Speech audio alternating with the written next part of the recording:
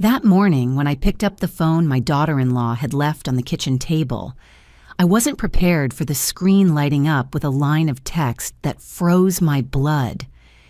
Daniel Brooks is calling. Daniel, my husband, who had been buried 6 years ago. Before I could even breathe, another message popped up.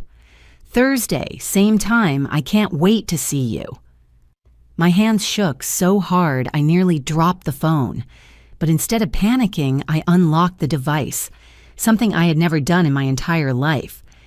And what I saw shattered every bit of trust I had held on to through 40 years of marriage.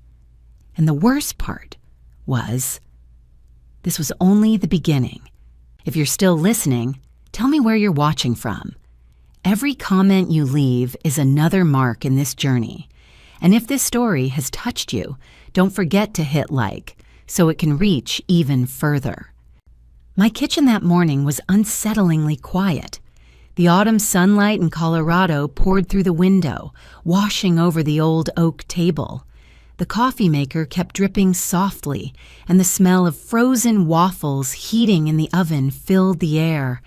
Yet the only scent I could perceive was the cold, metallic tang of fear. I stared at the line, "Daniel Brooks is calling," as if blinking would make it disappear. 6 years ago, I had stood beside his grave, listening to the heavy thud of soil hitting the coffin lid. No one returns from that. My heart pounded so hard my ears rang. My first instinct was to set the phone down immediately and pretend I had never seen anything. I grew up in a generation that didn't touch other people's private belongings, especially not family. Hannah is my daughter-in-law. This phone belonged to her, and I, 70-year-old Eleanor Brooks, had never been the type to pry into anyone's personal life. But the message was still there, shining bright on the screen. Thursday, same time, I can't wait to see you. No way, I whispered, my voice cracking. Daniel had died of a heart attack in his basement office. I could still remember how cold his hand felt when the paramedics covered him with the white sheet. I remembered the small funeral at the cemetery outside Denver, the drizzle, the yellow leaves sticking to my shoes, Marcus standing beside me, pale from losing his father. All of those memories crashed back, colliding violently with the absurd text on Hannah's phone screen. I took a deep breath, trying to steady my hands. The iPhone still buzzed, showing the decline and accept options beneath Daniel's name. I didn't dare touch either.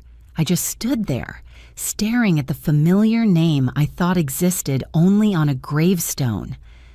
The call ended after a few seconds. The screen shifted to the message interface, showing the most recent conversation. I knew I shouldn't do what I was about to do. I knew I was about to break every boundary of privacy I had respected all my life. But something stronger, part wife's instinct, part mother's intuition, pushed me forward. I pressed the home button.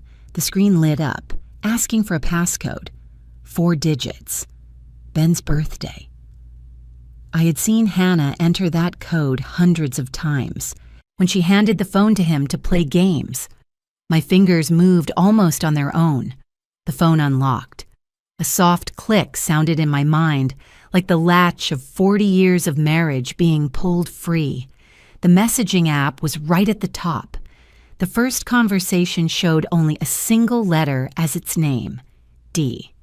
I tapped it. The newest message was that same Thursday, same time line. I scrolled upward. Last night was amazing. You always make me forget everything.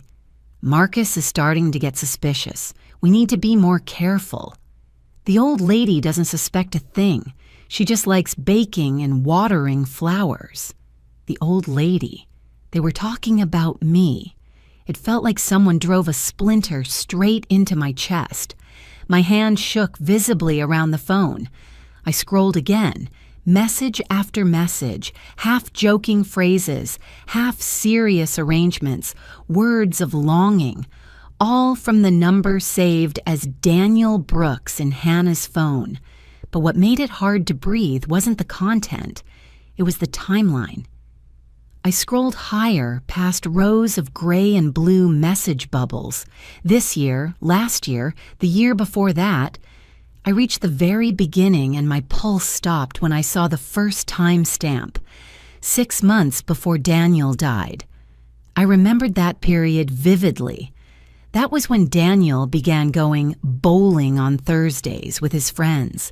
He said the doctor told him to get more exercise, go out more, be social. I believed him. I packed him a sandwich, joked, "Don't drink too much beer." Now these messages mocked my trust, one line at a time. I scrolled up and suddenly found a photo. I tapped it open. It showed Hannah smiling, her cheek pressed to a man's face. It was Daniel, or at least the face I had slept beside for 40 years. They stood in front of a wooden window frame, pine trees thick in the background. In one corner I saw a patch of shimmering blue water. A lake somewhere. Hannah held up a wine bottle, mouth open in a laugh. Daniel, no, that man, was looking at her with the expression I once thought belonged only to me. I had never been to that place. We had never vacationed in any cabin with a view like that. Daniel always said he hated the cold, hated forests.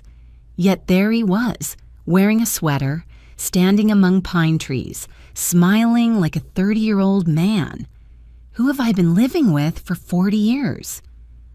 The question crept into my mind, cold as winter air leaking through a doorframe. I swiped to the next picture. This time, Hannah sat on a couch under a thin blanket, and Daniel, or D, sat beside her, his hand tangled in her hair. On the coffee table were ceramic mugs with a floral pattern I had never seen in my house. In the corner of the screen was a tiny line, Pine Hollow Lake Cabin.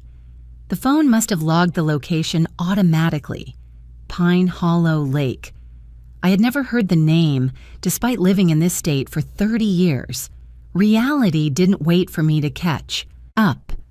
The next photos showed them on a wooden porch, in the snow, in the cabin kitchen cooking together, decorating a Christmas tree. A parallel life I knew nothing about. Each image sliced through my memory, ripping apart every story Daniel had ever told me about another long meeting, poker night with the guys, snowstorm made me late. It's just because she doesn't get me like you do, one message from Hannah said as I scrolled further. She lives in her own little world. Apple pie, church, rose garden. I'm tired of pretending, Dee replied. I saw myself in those words. Apple pies, church, rose garden. I had thought those were the things holding my family together. To them, they were the punchline of a private joke. The sound of a car engine outside jolted me out of the nightmare unfolding in broad daylight. I heard the door, footsteps on the wooden porch. Hannah. She'd come back. In an instant, the numbness shattered. I moved faster than I thought I could. Hit the home button, closed the message app, placed the phone back exactly where it had been, angled the same way. I went back to the sink, picked up a dish towel, and pretended to wipe a plate that had already been clean for hours. The door opened. "Mom, I think I left my phone in here," Hannah called out, her voice as smooth and sweet as always. She always spoke to me in that soft, polite, Midwestern tone, just gentle enough that people outside would say I was lucky to have such a daughter-in-law. "On the table, next to the coffee maker," I answered, surprised that my voice sounded so normal. No shaking, no stumbling. As if I hadn't just read her calling me the old lady in a message to the man using my husband's name. Hannah stepped into the kitchen, her hair tied back, her beige coat still on. She grabbed the phone and dropped it into her purse. Sorry, I was rushing this morning. Marcus had to be at the job site early, and then Ben forgot his homework. She rambled with a smile, the kind where the corners of her eyes crinkle slightly, a detail I always thought was so endearing. For the first time, I looked at that crinkle and saw a crack in the mask. I know, I replied, forcing a smile. It's fine. We all have mornings like that. I'll swing by later with dinner. I have a meeting in town. Hannah said a few more casual things before leaving, her light perfume lingering in the kitchen. As the sound of her car faded, my legs nearly gave out. I dropped into the chair by the dining table, resting my hands flat to stop the trembling. Memories crashed over me. The time Daniel forgot his winter jacket on a snowy night, but insisted he had to meet the guys. The night he came home late smelling like wine, an unfamiliar perfume. The doctor visit he claimed brought good news but left him strangely distant. I had patched all those pieces together into a story. He's tired, he's aging, he needs space. I was the kind of woman raised in church to believe marriage meant patience, sacrifice, and trust. And now the messages, the photos, the Pine Hollow Lake cabin tore it all open. I jolted upright again, this time not from panic, but from something else. The need to know. The need to face whatever monster had been living beneath the surface of my supposedly peaceful life. I thought of Hannah's phone. Now far away on the highway. I wouldn't get another chance to see those messages, but I still had something else. I sat back down, closed my eyes, and forced myself to recall the cabin photo. In the top right corner, a little eye icon. On Ben's iPhone, whenever he showed me pictures of the fish he caught, he always pressed that icon. A little panel popped up showing the location, sometimes even a map. I opened my laptop on the counter, moved the old mouse aside, and typed slowly, Pine Hollow Lake Cabin. Plus my state's name. Dozens of results appeared. Resorts, rental cabins, travel blogs.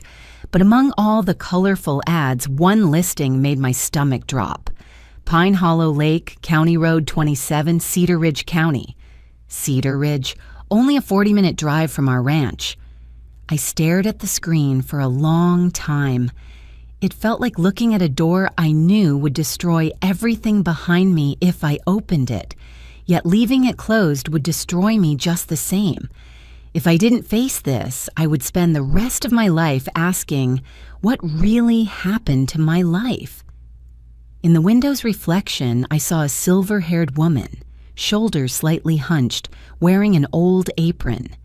For 40 years, I had been the wife in the kitchen, the mother behind the scenes, the grandmother with cookies ready every afternoon. No one had ever taught me what to do when a dead husband rang my daughter-in-law's phone. But one thing was clear. I would not let Marcus learn this from someone else.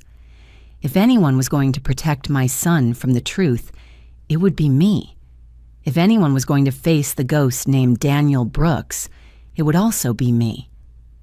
I closed the laptop, my palms damp with sweat.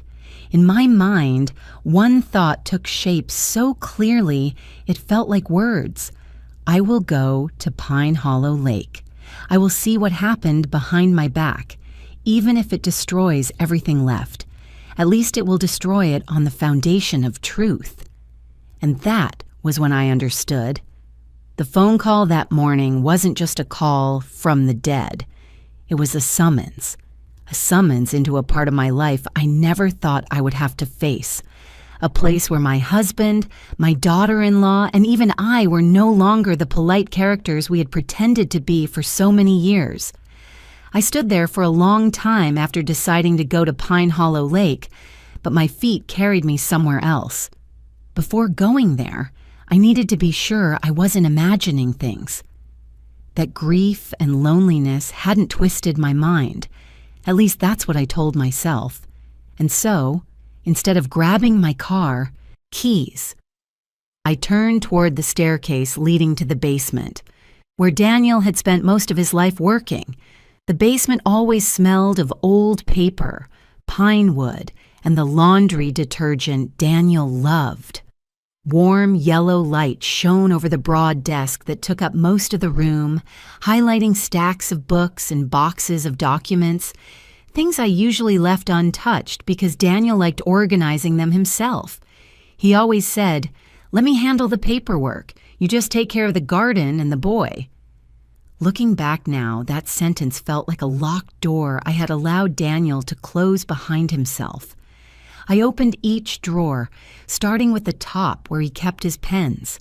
A few ballpoint pens, a black notebook, some unpaid bills. Nothing unusual. The second drawer had insurance files.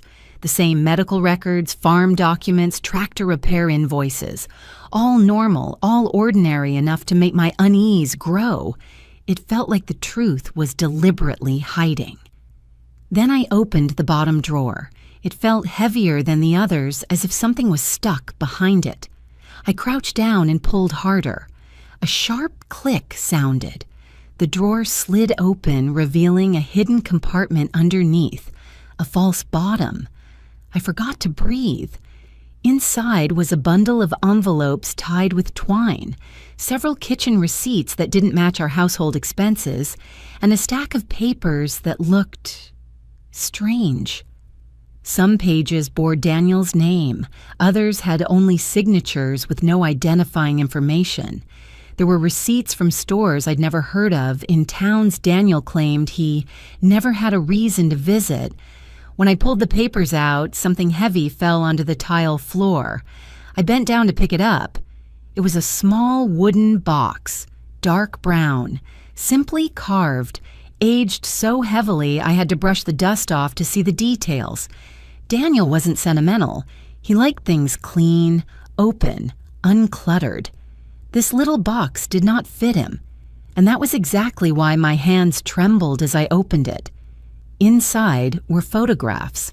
I lifted the first one. My heart clenched immediately. There was Hannah, younger by a few years, radiant, her blonde hair falling over one shoulder. In the picture, she leaned into a man.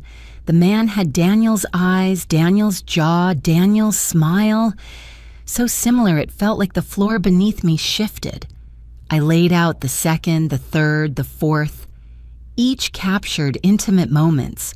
Standing in front of the cabin, dining by a fireplace, laughing together in a small restaurant I had never heard Daniel mention. But the most suffocating detail was the dates, year after year after year. The affair stretched like a film reel with no beginning and no ending. I once believed Daniel led only one life, the one I built with him. His expression when he proposed under the lights at Denver's Square, the way he held me in the hospital after my mother's surgery, the joy on his face when Marcus was born, all of it suddenly felt fragile. Not because I thought he never loved me, but because I now saw he might have lived two lives at once, and I had been given only half. Blinking back tears, I reached the bottom of the box. A folded document lay there. I opened it. It was the ownership certificate for the Pine Hollow Lake cabin. Owner, Daniel Brooks. Status, active. I remembered clearly when Daniel claimed he had sold that cabin. A small property his brother had left him. He said maintenance cost too much, that he had no time to go there anymore. I had believed him. I even felt relieved, thinking he wanted to spend more time with family. Now that certificate sat in my hand like a massive unanswered question. Why did Daniel lie? What was the cabin for? Who had lived there with him? And what truly happened 6 years ago? I kept one photo. Hannah touching Daniel's neck, her eyes looking at him like the world had shrunk to just them. I didn't keep it to torment myself. I kept it so I wouldn't forget, wouldn't downplay, wouldn't allow myself to pretend this could all be a misunderstanding. People forget pain. Evidence does not. I put the box back, returned the documents to their places, wiped the desk so I wouldn't leave traces. As I straightened up, I heard footsteps on the stairs. Marcus. "Mom, you down here?" His voice was low, tired, the voice of a man carrying his family on his back. My heart jolted so hard I had to press a hand against my chest. "Yes, honey. I was just looking for some old tax papers. I think I misplaced them somewhere."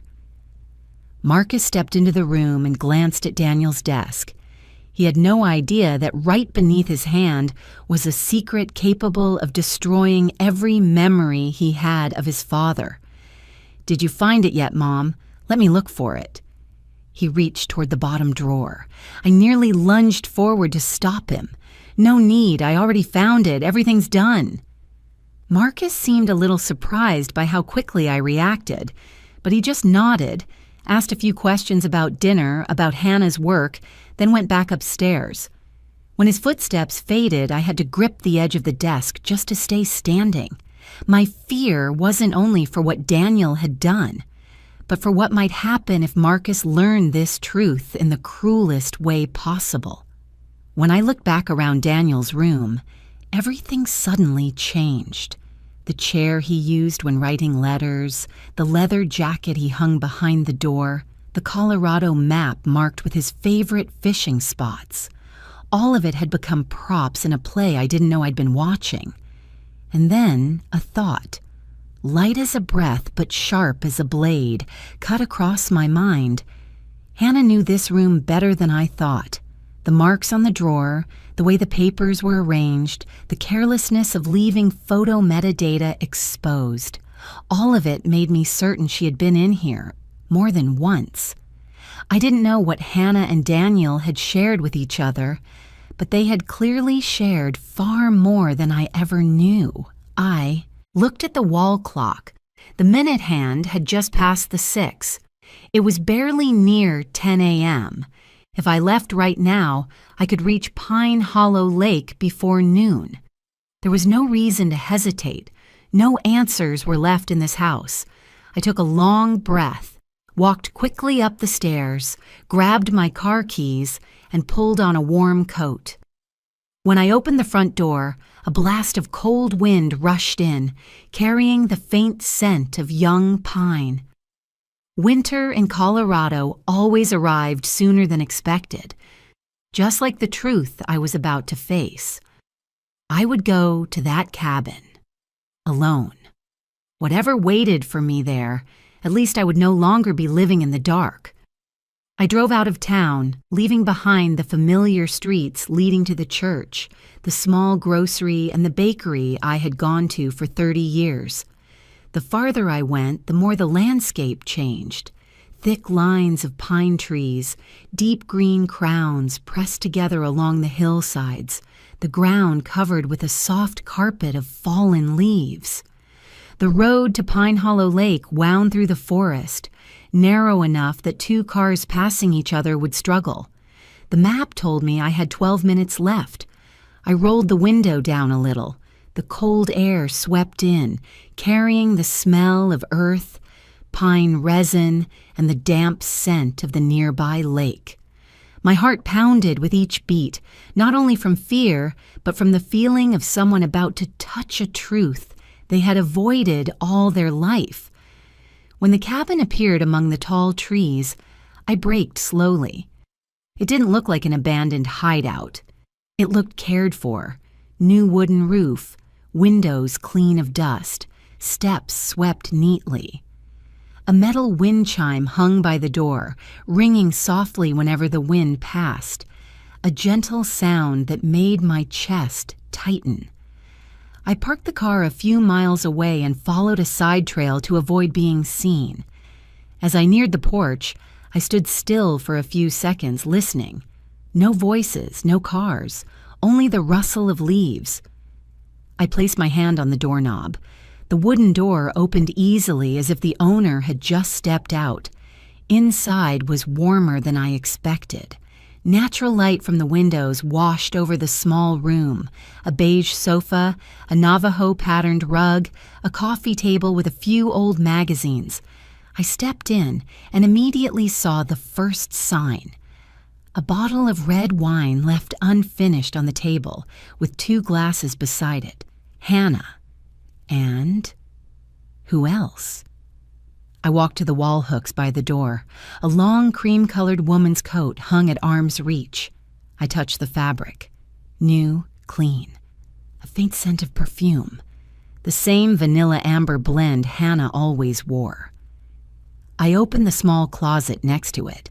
Inside were a travel bag, scarves, toiletries. All the things Hannah carried whenever she left the house. So this wasn't a hidden meeting place abandoned after Daniel died. It was where Hannah was living part of her life. I swallowed hard and lifted my eyes to the shelf above. Something there made me grip the edge to steady myself. A row of men's coats, the exact style Daniel liked, the exact size Daniel wore. And when I leaned closer, the faint scent of the detergent only he used still lingered. I had to push the closet door aside to keep from falling. Daniel, what did you hide from me? I froze when I saw a picture frame lying face down at the bottom of the closet. My hand trembled as I flipped it over. The photo showed Hannah smiling brightly, her face glowing in the lake sunlight. Beside her stood a man. His face was familiar enough to make my stomach twist. It was Daniel, but it wasn't. He looked older, his hair more gray, and there was a small scar across his right eyebrow. A scar my husband never had, but the build, the smile, the look in his eyes. Similar enough that the line between the dead and the living blurred. I stepped back, setting the frame onto the chair before my hand gave out. If this man wasn't Daniel, then who was he? And if he was Daniel, then who had we buried? A distant car engine made my heart leap. I rushed to the back door, moving on instinct, like someone running from a ghost rising out of their past. My heart thrashed wildly, my breath ragged. I pulled the back door shut and crouched behind the woodpile. Through a sliver between the boards, I saw a man step onto the cabin porch. I couldn't see his face clearly, but his walk. God. That walk made me want to cry. Each step, each slight shoulder movement as he took off his hat. It was Daniel's. Exactly Daniel's. Every piece of logic inside me crumbled. I was dragged back to the last day of Daniel's life.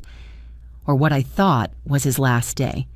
The way he walked down the stairs, the way he straightened Marcus's collar before an interview, the quick kiss he gave me before saying, "I'll be home early." The man opened the cabin door with a key. No hesitation, no fear. I saw the jawline, the broad shoulders, the slight lean to the right. Something only Daniel had, but the small scar on his right eyebrow was still there. Daniel never had a scar. I understood then. I was looking at a man both familiar enough to hurt and strange enough to terrify. In that moment, everything I knew about my marriage collapsed and rebuilt itself into a darker shape. If Daniel wasn't the only one with that face, if there was someone else who looked exactly like him, then I had never truly known the man I married. I couldn't watch anymore. My emotions stormed violently. Fear, grief, disbelief. I stumbled backward toward the trail, nearly tripping as I climbed the small incline. My ears rang, my face flushed like fever, my heart pounding so fiercely I had to press a hand to my chest to keep from collapsing. I got into the car and locked the doors, but my hands wouldn't stop shaking. I didn't start the engine. I just sat there, staring at the steering wheel as my breathing slowly steadied. Each heartbeat felt like a cruel question. Was Daniel alive? Or was I looking at his twin brother? Someone Daniel had never mentioned? Or was this some elaborate impersonation to hide something even darker? None of the questions had answers yet, but one thing was clear. If I walked away now, I would never forgive myself. I needed to know. I needed to see the truth from more than one angle, not just through a rushed visit. And so, before leaving Pine Hollow Lake, I opened the trunk and took out a small bag of miscellaneous items. I found what I needed, a compact camera Marcus once bought me to record my garden. I would return to the cabin that night.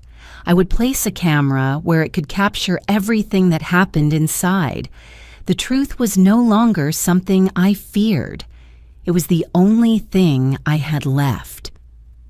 The next afternoon, when the sun dipped behind the pines, I drove back to Pine Hollow Lake with a newly purchased hidden camera in my coat pocket. I'd spent all morning finding the smallest, clearest, longest, lasting model, one that could expose the truth without anyone knowing.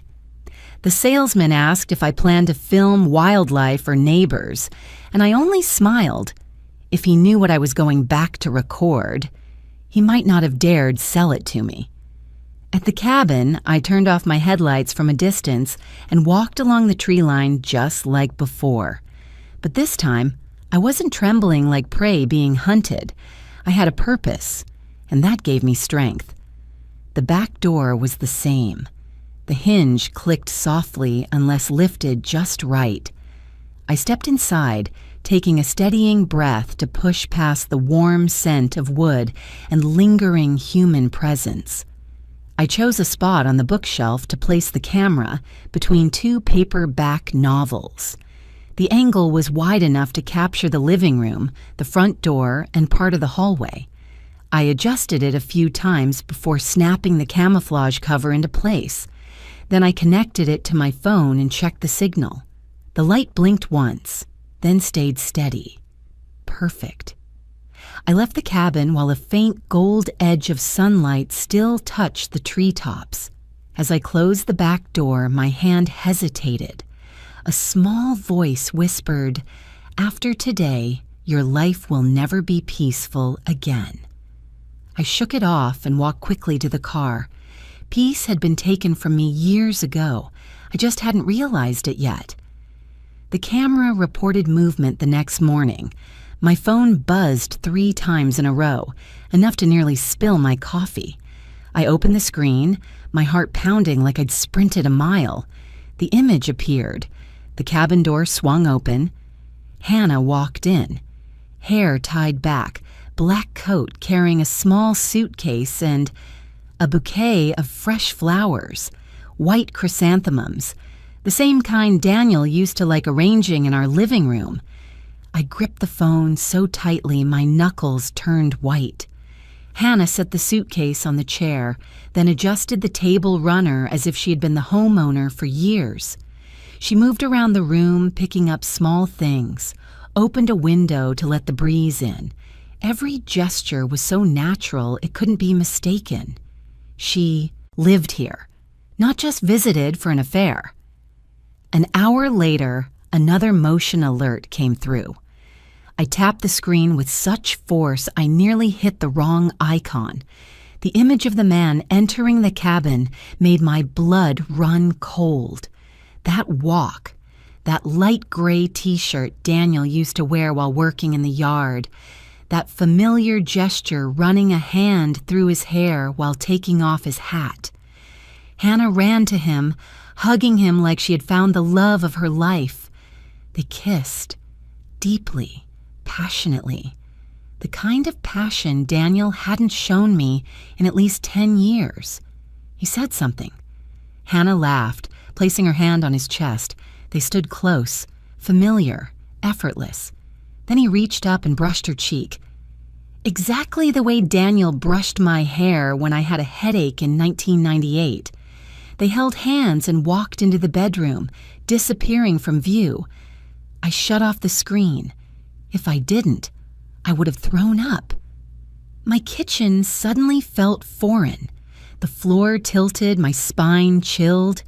I braced myself on the counter, trying to breathe, but each inhale felt knife-like. If that man wasn't Daniel, then why did he have all of Daniel's habits? And if he was Daniel, why had he chosen to live with the woman who destroyed our son's marriage? More importantly, what had he done to vanish from our lives? But no matter the answer, one thing was certain. I couldn't sit back anymore. I had to confront them. I was just about to call Hannah when my phone rang. Marcus. His voice was cheerful.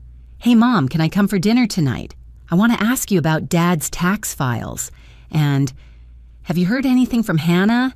She's been acting strange." I swallowed the pain rising in my throat and answered as calmly as I could. "Sure, honey, come over. I'll make your favorite."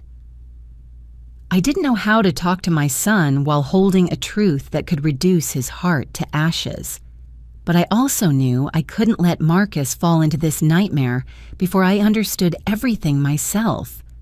All day, even while cooking, my eyes kept drifting toward the phone. No more alerts. The cabin was quiet while I played the role of calm mother for Marcus. He talked about work, the neighbors, the little boy across the street learning to ride a bike. I nodded, smiled, asked the right questions, all while feeling like an empty shell. My mind stayed in the cabin. The shutting door, Hannah's laughter, that man's silhouette cutting into my heart with each image. I walked Marcus to the door and watched his car disappear behind the maple trees. As the gate closed, my face finally collapsed. I went upstairs, grabbed my coat, shoved my keys into my pocket. I knew what I was about to do wasn't safe, wasn't wise, but I had no other choice. If I didn't face them now, I never would. I drove into the night, following the same road to Pine Hollow Lake. Tonight the cabin would no longer be just a hiding place for secrets. It would be the place where I forced the truth to show its face. I pulled over on the hillside, turned off the engine, and let the night swallow every sound around me. Pine Hollow Lake stretched out in the distance, a dark mirror reflecting the pale silver moonlight. Every step I took down the dirt path made the pine needles crackle beneath my shoes, as if the forest itself were warning me. Turn back. But I didn't turn back. I had gone too far to still fear the truth. As I approached the cabin porch, I heard music drifting from inside. Soft, slow, deep as an old wound. Frank Sinatra. The Way You Look Tonight. The song Daniel used to play whenever our family had dinner on the porch. The song he played the night before Marcus's wedding. The song he once said meant, "You're always the most beautiful to me, even when you're angry." Hearing that melody now made my heart clench painfully. I drew a breath, raised my hand, and knocked. 3 knocks. Not loud, but enough to tighten every muscle in my chest. The music inside stopped abruptly, then footsteps. Slow, heavy, as if the person inside were trying to guess who stood out there. The door opened, and I saw him. It took me several seconds before I remembered how to breathe. That face, that jawline, those eyes, that familiar furrowed brow. All of it was Daniel, but also not. The man standing in front of me was older than Daniel had been at the time of his death 6 years ago. His hair was grayer, and there was a thin, sharp scar across his left eyebrow. Daniel had never had a scar there. He froze when he saw me. His eyes widened. Not the polite surprise of seeing a stranger, but the horror of someone who had just seen the ghost of his own past. "Who are you?" he asked. His voice, dear God, almost identical to Daniel's, but slightly deeper with a faint rasp Daniel never had. Before I could answer, Hannah appeared behind him. She was wearing a pale blue shirt, the exact one Daniel had worn on our 30th anniversary trip. I recognized the stitching on the cuff immediately. I was the one who'd repaired it when it frayed. Hannah saw me and her face turned bone white. "Oh my God," she gasped. She stepped back, gripping the doorframe as if afraid she might fall. I stepped onto the porch, my voice calmer than I understood, as if the shock had drained me of the ability to tremble. "Looks like I'm interrupting." The man moved to stand protectively in front of Hannah, as if shielding her. That gesture made my blood heat, not from jealousy, but from sheer wrongness. What I was looking at was a replay of a life I thought had been buried 6 years ago. "Who are you?" I repeated, this time without flinching. The man swallowed, inhaled slowly.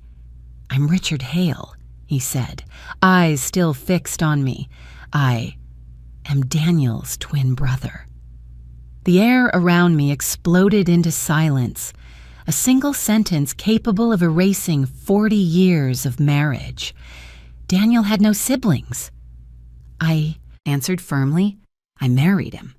I knew his family from top to bottom. Richard lowered his head, not arguing, not denying. "You knew what he wanted you to know. Daniel was adopted as a baby. I wasn't.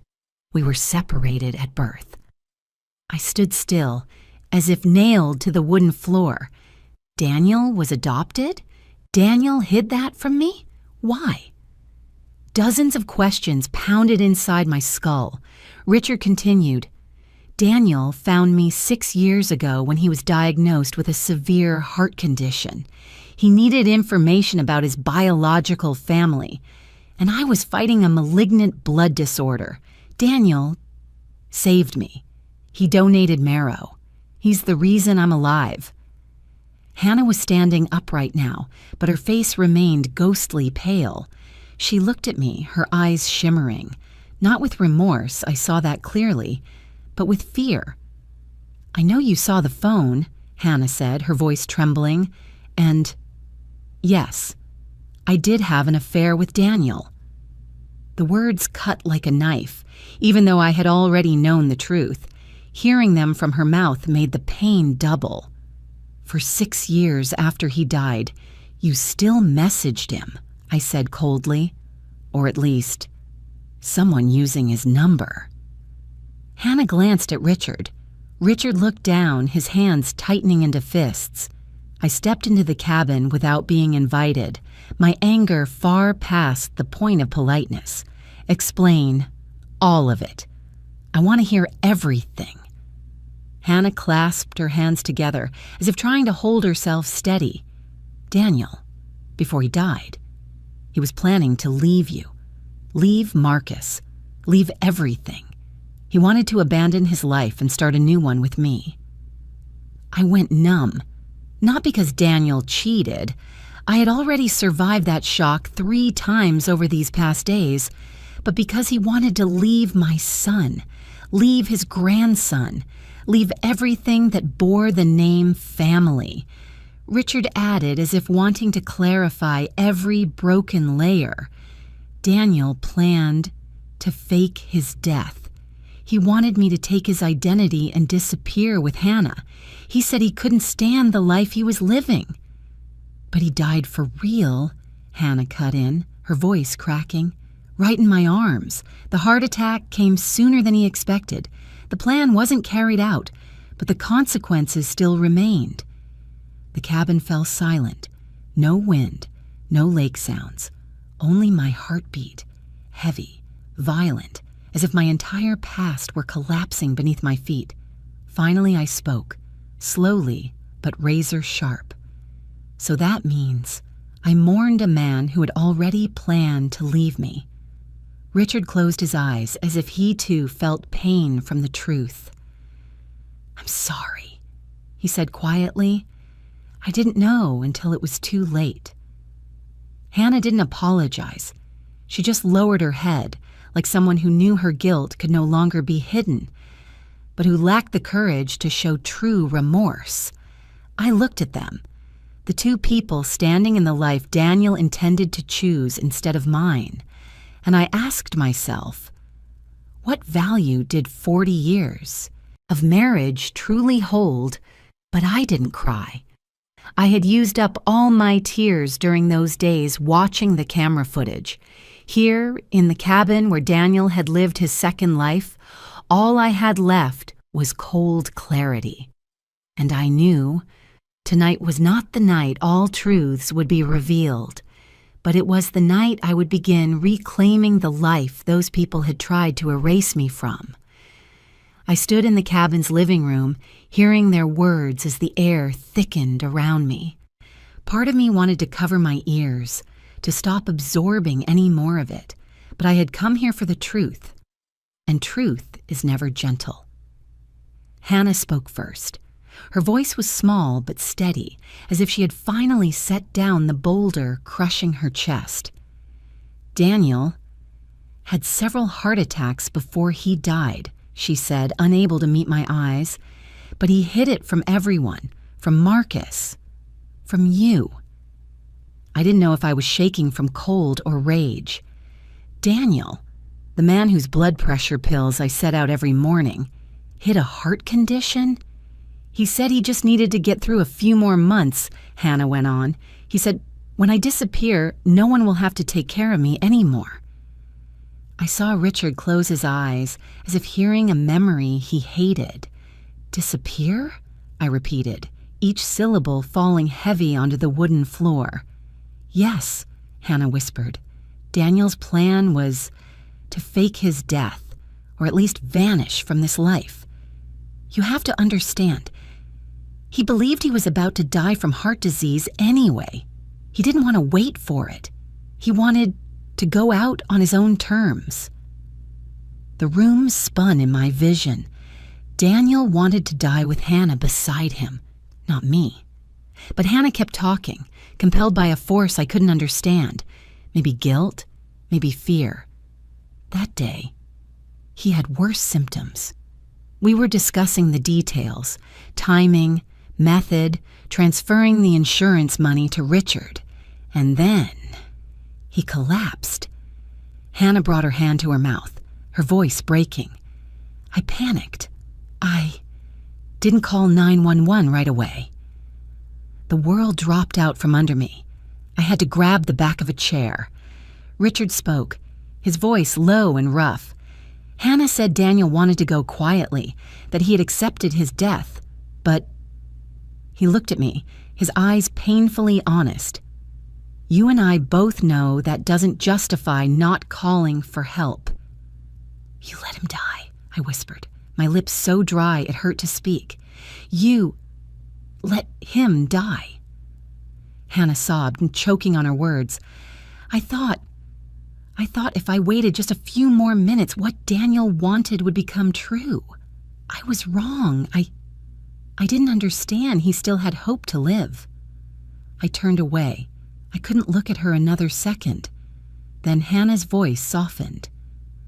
After Daniel died, I remembered the plan he'd mentioned about Richard receiving the life insurance and leaving with me. So I called Richard to tell him. Richard's hands tightened until his knuckles whitened. I refused.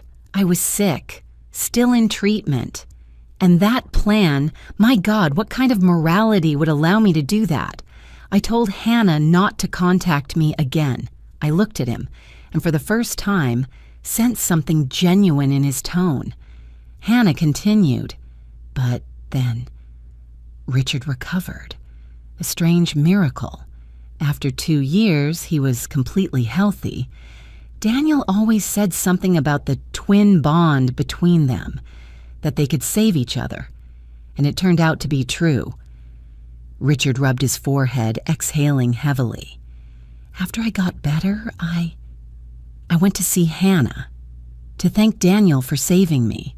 And then we continued the relationship that had been left unfinished. No Daniel, no marrow donation, just two people who had lost too much and clung to each other to survive.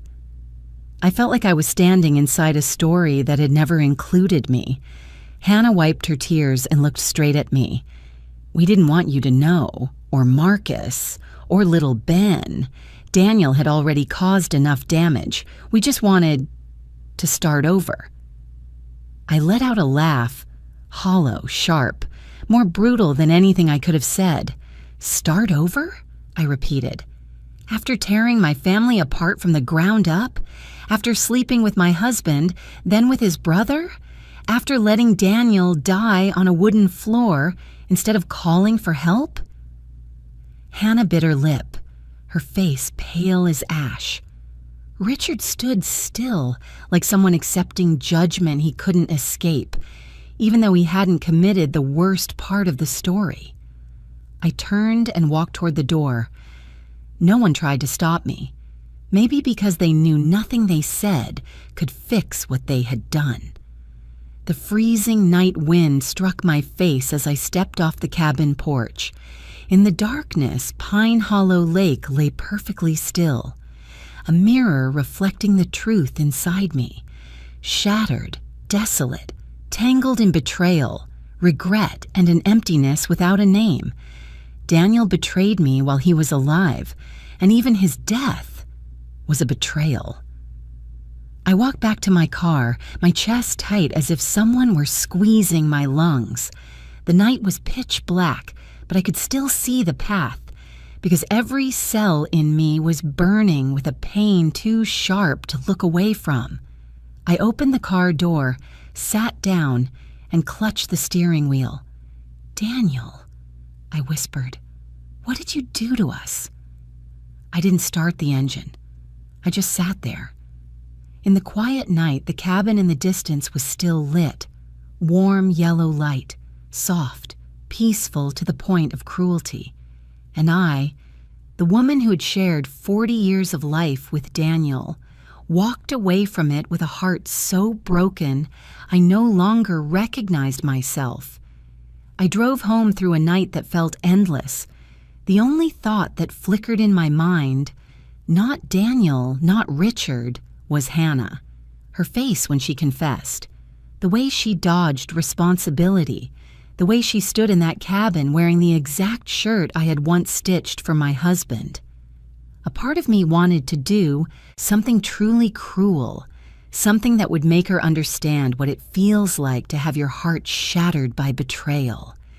I imagined slipping a bottle of strong sedatives into the Merlot Hannah always drank every night. Just a small amount, enough to knock her out, make her lose control, make her shake with fear, but not endanger her life. Just so she'd know my pain could leave marks too. The thought slowed my breathing. A coldness spread from the back of my neck down my spine. I, a woman who once believed in forgiveness, was thinking about revenge. But then the images of Marcus and Ben came to me, so clear it felt like the two of them were sitting right there in the back seat. Marcus, with those eyes always waiting for me to smile. Ben, my grandson, who always wrapped his arms around my leg when he got sleepy. If I hurt Hannah, even just to scare her, everything would come back down on my own family, and those two innocent souls would bear the consequences in her place. I let my hands fall from the steering wheel and leaned my head against the seat for a long minute. No, I couldn't turn myself into someone like them, but I also couldn't let them live peacefully as if nothing had happened. A few days later, at our usual family dinner at my house, I returned with the calmest appearance I could manage. I made roasted chicken, steamed corn, and pudding, Ben's favorite. Marcus and Hannah arrived on time. When Hannah stepped into the kitchen to help me set the plates, I glanced quickly at her face. She avoided my eyes, something Marcus never noticed. During dinner, Marcus cheerfully talked about work. Ben ran circles around the table with his toy car in hand. Only Hannah was unusually quiet. Every time I opened my mouth to ask something, she jumped like someone who had brushed against an electric wire. I set my glass down and smiled as if I were just making small talk. "Are you two doing well lately, Hannah? Work, marriage, everything still going smoothly?" Marcus kept scooping corn for Ben, not noticing anything, but Hannah froze. Her eyes locked onto mine with a panic only I could see. I curled my lips, not a smile, but a warning unspoken. I know everything. That was the message I sent her with my eyes, and she understood, immediately. Her face drained of color, her lips quivered even though she tried to force a weak smile. "Yes, we're fine," she said softly, staring down at her plate like she wanted to crawl into it. My trap wasn't poison. It was the truth lying silently between us. After Marcus took Ben to bathe, I stood, wiped my hands on a towel, and said quietly, "Hannah, help me in the kitchen for a moment." She followed me, every step like she was walking into an interrogation room instead of my vanilla-scented kitchen. I turned, leaned against the counter, and looked straight at her. No yelling, no crying, no anger. That calmness made her shake more than any scream could. "I'll keep the secret," I said, each word measured and clear. "Marcus will never know. If you don't make him find out—" Hannah opened her mouth but couldn't produce a sound. I continued, "But if my son suffers one more drop of pain because of you, just one, I swear I'll expose everything. I have photos, videos, confessions. I'll let Marcus see all of it himself." Hannah stepped back, her lips trembling violently. I'll leave Marcus," she whispered. "I promise I'll leave, quietly, without hurting anyone, I swear." I looked straight into her eyes, not to judge her sincerity, but to make sure she understood I was no longer the gentle, easily wounded woman I used to be. In that moment, I felt something shift inside me. Power. Not the power to destroy someone. The power of someone who holds the truth. Someone who can protect her family from the worst. Someone who decides who gets to remain in this story. And who must leave it. When Hannah lowered her head, avoiding my gaze, mumbling her promise to disappear quietly, I realized that for the first time since Daniel died, I wasn't the victim anymore. I was the one holding the scale. And that feeling, painful as it was, still made me stand taller, breathe deeper, and know that the rest of my life would be guided by no one but myself. A month passed slowly, as if time itself were watching to see whether I would keep my promise. Hannah avoided me completely but kept her calm facade around Marcus, until the night she walked into my house, sat across from me, and announced in an even voice, "I want to divorce Marcus, because we no longer share the same views." I looked at her, saying nothing, just observing. That calmness that was too practiced. Those eyes trying to appear innocent while always avoiding mine. The way she lifted her glass without her hand trembling, as if everything were a calculated decision. Marcus didn't have that kind of calm.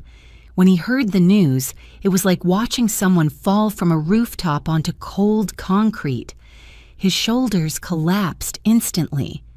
The same way Daniel looked 30 years ago when he learned he'd lost his job.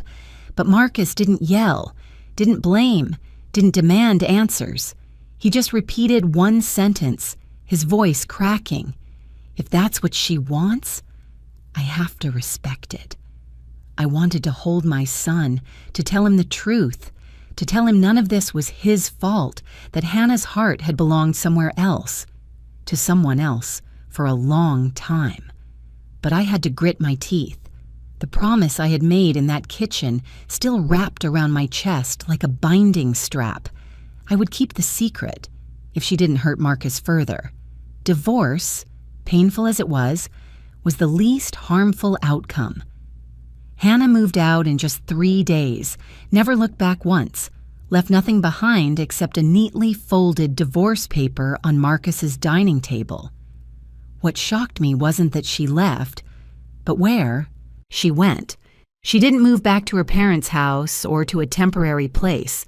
She, moved to Arizona with Richard, a pair built on secrets, a pair connected by Daniel's death, a pair whose very existence was enough to tear my family apart. Ben was different. He was only 6, his eyes wide with confusion as he watched his mother pack. "Mommy's gonna work far away, Grandma?" he asked, hugging my leg. I looked at Marcus. He bit his lip before answering gently. "Yes, Mom has to work somewhere new, but she still loves you." Half true, half false, more painful than the whole truth. I held my grandson, feeling his heartbeat against my chest, and reminded myself that every decision I made was to protect these small souls from the shock adults had created. Marcus tried to be strong, but I saw the emptiness in his eyes every morning when he held his coffee. I comforted him with familiar phrases. "You'll be okay. Everything happens for a reason." But inside me, a storm roared. I was the only one in the house who knew the truth, and the only one who had to carry it like a sharp stone lodged in my heart. Some nights, sitting alone by the fireplace watching the flames flicker, I asked myself, did Daniel ever truly love me? That question would never have an answer. On Daniel's Memorial Day that year, I prepared white roses and cleaned his photo in the living room, just like I did every year. But that morning, when I opened the door, I saw a large wreath sitting on the steps. From Richard, with gratitude. I froze. A message of gratitude left at my door.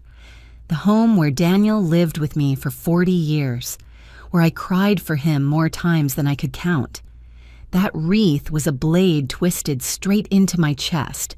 Richard hadn't entered our lives as family. He entered through a secret that shattered my marriage. He had no right to leave anything on my doorstep. Not on the day I remembered Daniel, not after everything that had happened. I carried the wreath to the backyard. I set it in the fire pit I used to burn fallen leaves every month, and I lit it. Flames rose, swallowing each petal as if devouring the past I'd clung to for too long. The scent of burning flowers drifted into the air, sweet, scorched, bitter, like a cleansing ritual. I watched until the wreath became ash. This is the line. I told myself, I will not let anyone use Daniel's name to hurt me again. A few weeks later, Marcus began to heal. He fixed up the porch, took Ben to basketball practice, started going to the gym, things he had never done while living with Hannah. I watched my son slowly regain his smile, a tired smile but real. Then one day I saw him hesitating at the door, holding a bouquet of white daisies. "Mom," he said softly, "I met someone, Claire. She teaches at Ben's school." I saw the light return to his eyes, a light he had lost for too long. "That's wonderful," I said, stepping forward to straighten his collar like I did when he was 8. "You deserve a new happiness." He laughed shyly. I smiled too, but deep inside, one worry remained. Marcus was rebuilding his life. On ground I knew held a buried secret, a grave named Daniel, and everything he had done. I could only hope that secret would never come back one day to ruin the life Marcus had pieced back together with his broken heart.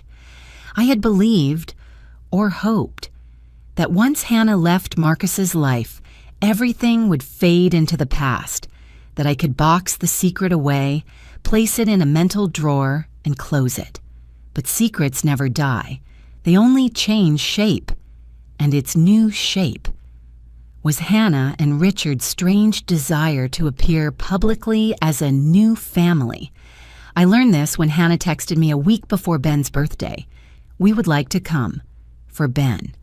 I hope you understand." I understood. I understood that they felt no shame. But I also understood that if I refused, Marcus would start asking questions. And I had promised to protect my son from the cruel truth. So on Ben's 7th birthday, when I saw a black SUV pull up in front of the house, my heart dropped to the floor. Hannah stepped out first, lightly made up, looking dignified in a way that felt false. Richard stepped out right after, tall, composed, polite, and so much like Daniel that I had to grip the back of a chair to keep myself steady.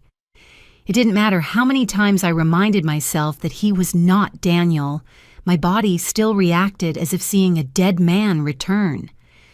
During the party, Richard behaved like the perfect gentleman, courteous, kind, tactful. He bowed his head slightly to me. "Mrs. Brooks, thank you for letting us come." I nodded, swallowing down the surge rising in my chest. That voice, deeper, rougher, but still carrying Daniel's tone. If I closed my eyes, I could imagine myself standing in front of my husband again. I did not allow myself to close my eyes. Marcus looked at Richard a few seconds longer than usual, then laughed. "You look familiar. Have we met somewhere before?" My entire body froze. Hannah, standing behind him, visibly flinched, but Richard, with a calmness that was almost frightening, simply smiled. "I just have one of those common faces." Marcus laughed, not thinking anything of it. He was busy organizing the ball toss game for Ben and the neighborhood kids, but I couldn't breathe normally anymore. When it was time to cut the cake, everyone gathered in the front yard. Ben ran around with his birthday hat, smiling bright like a little sun. And then, as if by instinct, he ran straight to Richard. "Do you know how to ride a horse? At school, I saw on TV some people riding horses on a big ranch." Richard smiled, bent down to Ben's eye level. "Of course. I used to live on a small ranch with..." He hesitated. "With someone very special." In that exact moment, my heart went wild. Daniel used to teach Marcus to ride horses at my parents' small ranch. That story was supposed to be a private memory of our family. Ben tilted his head. "Grandpa taught Daddy to ride horses. You knew about that too?" I stepped forward, almost by reflex, and cut him off. "Ben, come here and blow the candles." I couldn't allow any thread to connect Richard to Daniel, couldn't let Ben sense that frightening familiarity. Children notice things far sharper than adults realize. When the party wound down and guests began leaving, I was cleaning up the plastic plates when Hannah walked over, standing by the kitchen door, her eyes fixed on the floor. You're still keeping your promise, right?" she asked softly. I set the tray down and looked straight into her eyes. No anger anymore, just a cold exhaustion. "I have kept it," I said, "and Marcus still doesn't know anything." Hannah bit her lip. "Please, don't say anything. We just want to live peacefully." I let out a short, almost humorless laugh. "Peacefully? After everything that's been done?" She bowed her head, not arguing. "Just, please don't ruin our new life. We need a chance to start over." I didn't answer, because I knew, and she knew, that the plea had no foundation. Nothing built on deception can ever be peaceful. As they were leaving, Richard turned back and gave me one last look. That gaze, those eyes shaped like Daniel's, cut straight through me like a reminder. I'm still here. I still exist in your family whether you want it or not. And I understood something more clearly than ever. My family would never escape their shadows. Not Hannah, not Richard, and not Daniel, the man who ruined his own life and then left the pieces in someone else's hands. The secret I carried, the secret about Daniel's death, the betrayal, the planned escape, could no longer stay quiet. It was like a wild beast trapped in my chest, silent, dangerous, and just waiting for the smallest crack to break loose. As I watched their car disappear behind the row of pines, I whispered to myself, "How long until that secret climbs out of its grave?" I knew the answer. Soon. Very soon. Because ghosts never really leave. They just stand behind us waiting for us to turn around. Ben began asking the first questions one afternoon that seemed peaceful. He was sitting on the living room floor building a tiny ranch out of wooden blocks, with a horse stall, a fence, even a little well he made using a bottle cap as a roof. I was folding towels on the chair when Ben suddenly looked up, his big round eyes full of a strange realization. "Grandma, did you know Mr. Richard before?" My hands froze mid-air. "Why would you ask that?" Ben shrugged, kept stacking the blocks, but his voice stayed uncertain. "Because Mr. Richard looks like somebody. I don't remember who, but a lot. Like, I've seen him before." My stomach dropped. A 6-year-old doesn't lie the way adults do. They just speak whatever their mind can't make sense of. And the familiarity Ben felt, that was exactly what I had feared. I forced a soft smile. "Maybe you're just confused, Ben. Grown-ups all look a little alike. You know that." Ben tilted his head, thinking. "But he talked about a ranch, just like Grandpa did when he told Daddy stories." I felt as if someone had tied a rope around my chest and pulled tight. Even though I'd prepared for months, I didn't expect the day to come so quickly. The day a child started noticing pieces that didn't belong together. I put my hand on Ben's shoulder and squeezed gently. "Don't worry about that, sweetheart. Grown-ups have lots of complicated things." But my words were too vague, too shaky. Children can feel fear even when they don't understand it. As soon as Ben ran out into the yard, I closed the kitchen door and called Hannah. She answered after just one ring, her voice already laced with worry. "What happened?" "I warned you," I said bluntly. "Ben is starting to ask questions about Richard." I heard her swallow hard on the other end. Richard, just needs to keep some distance. He just needs to stay low-key, that's all." But Hannah reacted instantly, her voice tightening. "No, we've decided. If anyone asks, Richard is a distant relative of Daniel's. They share some similar traits, a simple, easy-to-follow story." I nearly let out a bitter laugh. "Another made-up story? Another disguise? You really think that will fool a smart child?" "It's the only option," Hannah said, sounding cornered. "We don't want Ben shocked. We don't want Marcus suspicious. Richard needs to be present in Ben's life in the least messy way." "The least messy way," I repeated, my voice turning cold. "The least messy way is for both of you to disappear from our lives." Hannah didn't answer. I heard her breathing hard. Finally, her voice dropped to a fragile whisper. "You know that exposing this truth would destroy everything. Marcus, Ben, everything would fall apart." I closed my eyes, and in that moment I saw clearly where my limits were. The truth, even when right, could become a blade cutting straight into my family. Ben was too young. Marcus was already too wounded. I couldn't take another disaster. So I answered only with a sigh. "Do whatever you want. Just don't let Ben get hurt." On the other end, Hannah's voice trembled. "We'll be careful. Ben just needs time to get used to things. And later, if necessary, we'll tell him a small part of the truth." I immediately pushed back. No more half-truths, no more layers. Every new lie weighs everything down even more. But Hannah whispered, "Sometimes that's the only way to keep going." I hung up before I said something cruel. That evening, I sat alone on the porch, watching the streetlight glow against the patches of leftover snow from last week. The December air was crisp, carrying the scent of burning wood from the neighbor's chimney. Ben was asleep on the sofa, hugging the brown teddy bear Daniel once gave Marcus. But instead of feeling peaceful, I felt hollow enough to hear my own heartbeat. I had lived long enough to understand one thing. Nothing is more dangerous than a big secret brushed by a child's hand.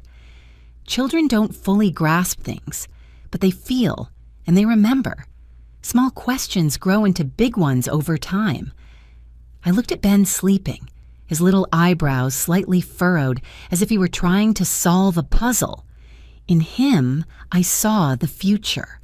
A future where he would have to live inside the web of lies adults spun around him. And I, the grandmother who loved him more than anything, was the one holding the main thread of that web. The sadness sat heavy on my chest like a stone. I stroked his hair gently and whispered, "I'm sorry, Ben. I'm trying my best to keep you out of the storm, but sometimes even I don't know where the storm is coming from anymore." Then I leaned back, staring into the thickening darkness outside the window. The secret, the one about Daniel, about his death, about the betrayal and the guilt, was no longer something I was hiding. It had become a living thing, a shadow following every step of my family.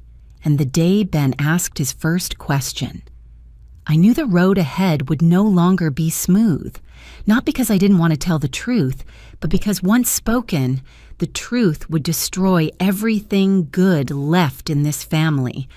All I could do was hope one thing, that I would be strong enough to keep everything from collapsing, at least until Ben grew up and could handle the truth we had buried for far too long.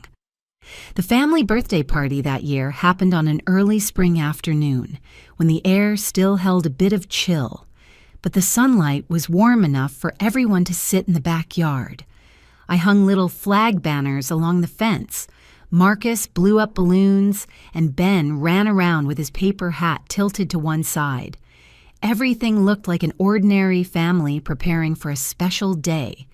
If you didn't count the fact that the two guests about to walk through that gate were the ones who destroyed my family, and the living shadow of Daniel under the name of someone else. When the SUV stopped, I inhaled so deeply my chest hurt. The door opened, and Hannah stepped out first. She was dressed more neatly than usual, a cream dress, a light jacket, the gentle look of a woman who had stabilized her life.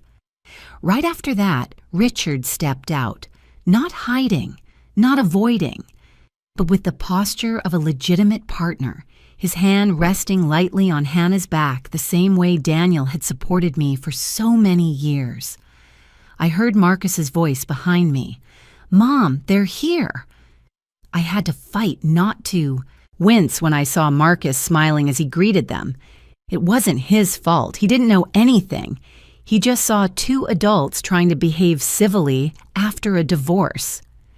I wiped my hands on my apron and walked over with the most artificial smile I had ever worn in my life. "Hello, both of you. Thanks for coming."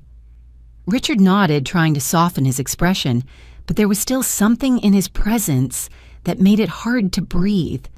Too much like Daniel. The stance, the eyes, the restrained smile. Even if I told myself 100 times that this was Richard, not Daniel, my body still reacted through memory. I had to pretend this was the first time we were meeting, as if I hadn't stood in that cabin at Pine Hollow Lake, facing him in the dark, listening to him reveal secrets that shattered my life. Ben didn't sense any of the tension. He ran to hug Hannah, then turned to Richard. "Mr. Richard, let me tell you, I got the best sticker in class today."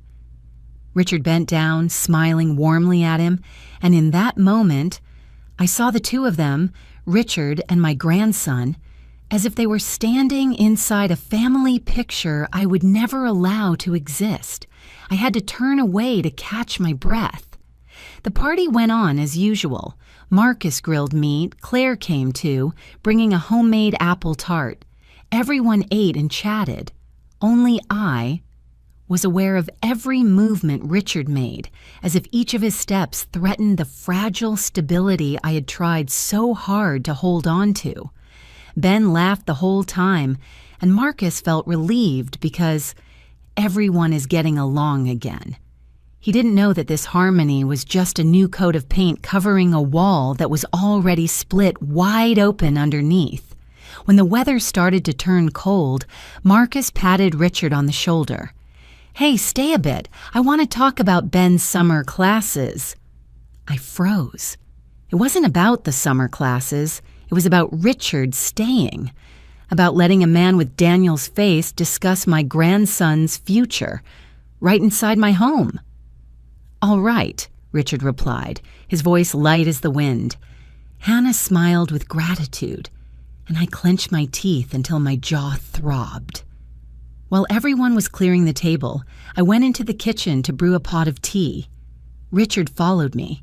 No rushing footsteps, just a quiet presence that raised goosebumps along my back. I set the kettle on the stove.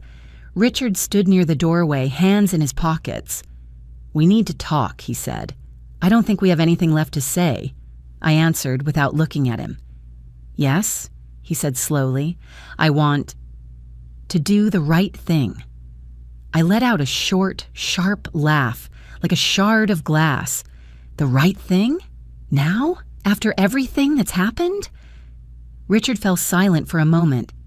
"You may not believe me, but I never meant to destroy your family. Daniel, he pulled me into this. I only followed because I owed him my life." I turned around, looking directly into the eyes I had stared into for 40 years, even though the man standing there was not my husband. "A life debt doesn't give you permission to take someone else's family," I said. "It doesn't give you permission to stand here in my kitchen and talk as if you were the one forced into this." My voice was low but sharp, like a blade slicing through every excuse he had. Richard lowered his eyes. "I know everything I say means nothing to you," he whispered. "Yes," I answered, "because you represent the thing that killed my family. Not because you wanted to, not because you meant to, but because you exist. That's all." The air grew heavy like stone. Richard stood still for a long time, as if weighing every breath. Finally, he said, "I'll stay out of your way.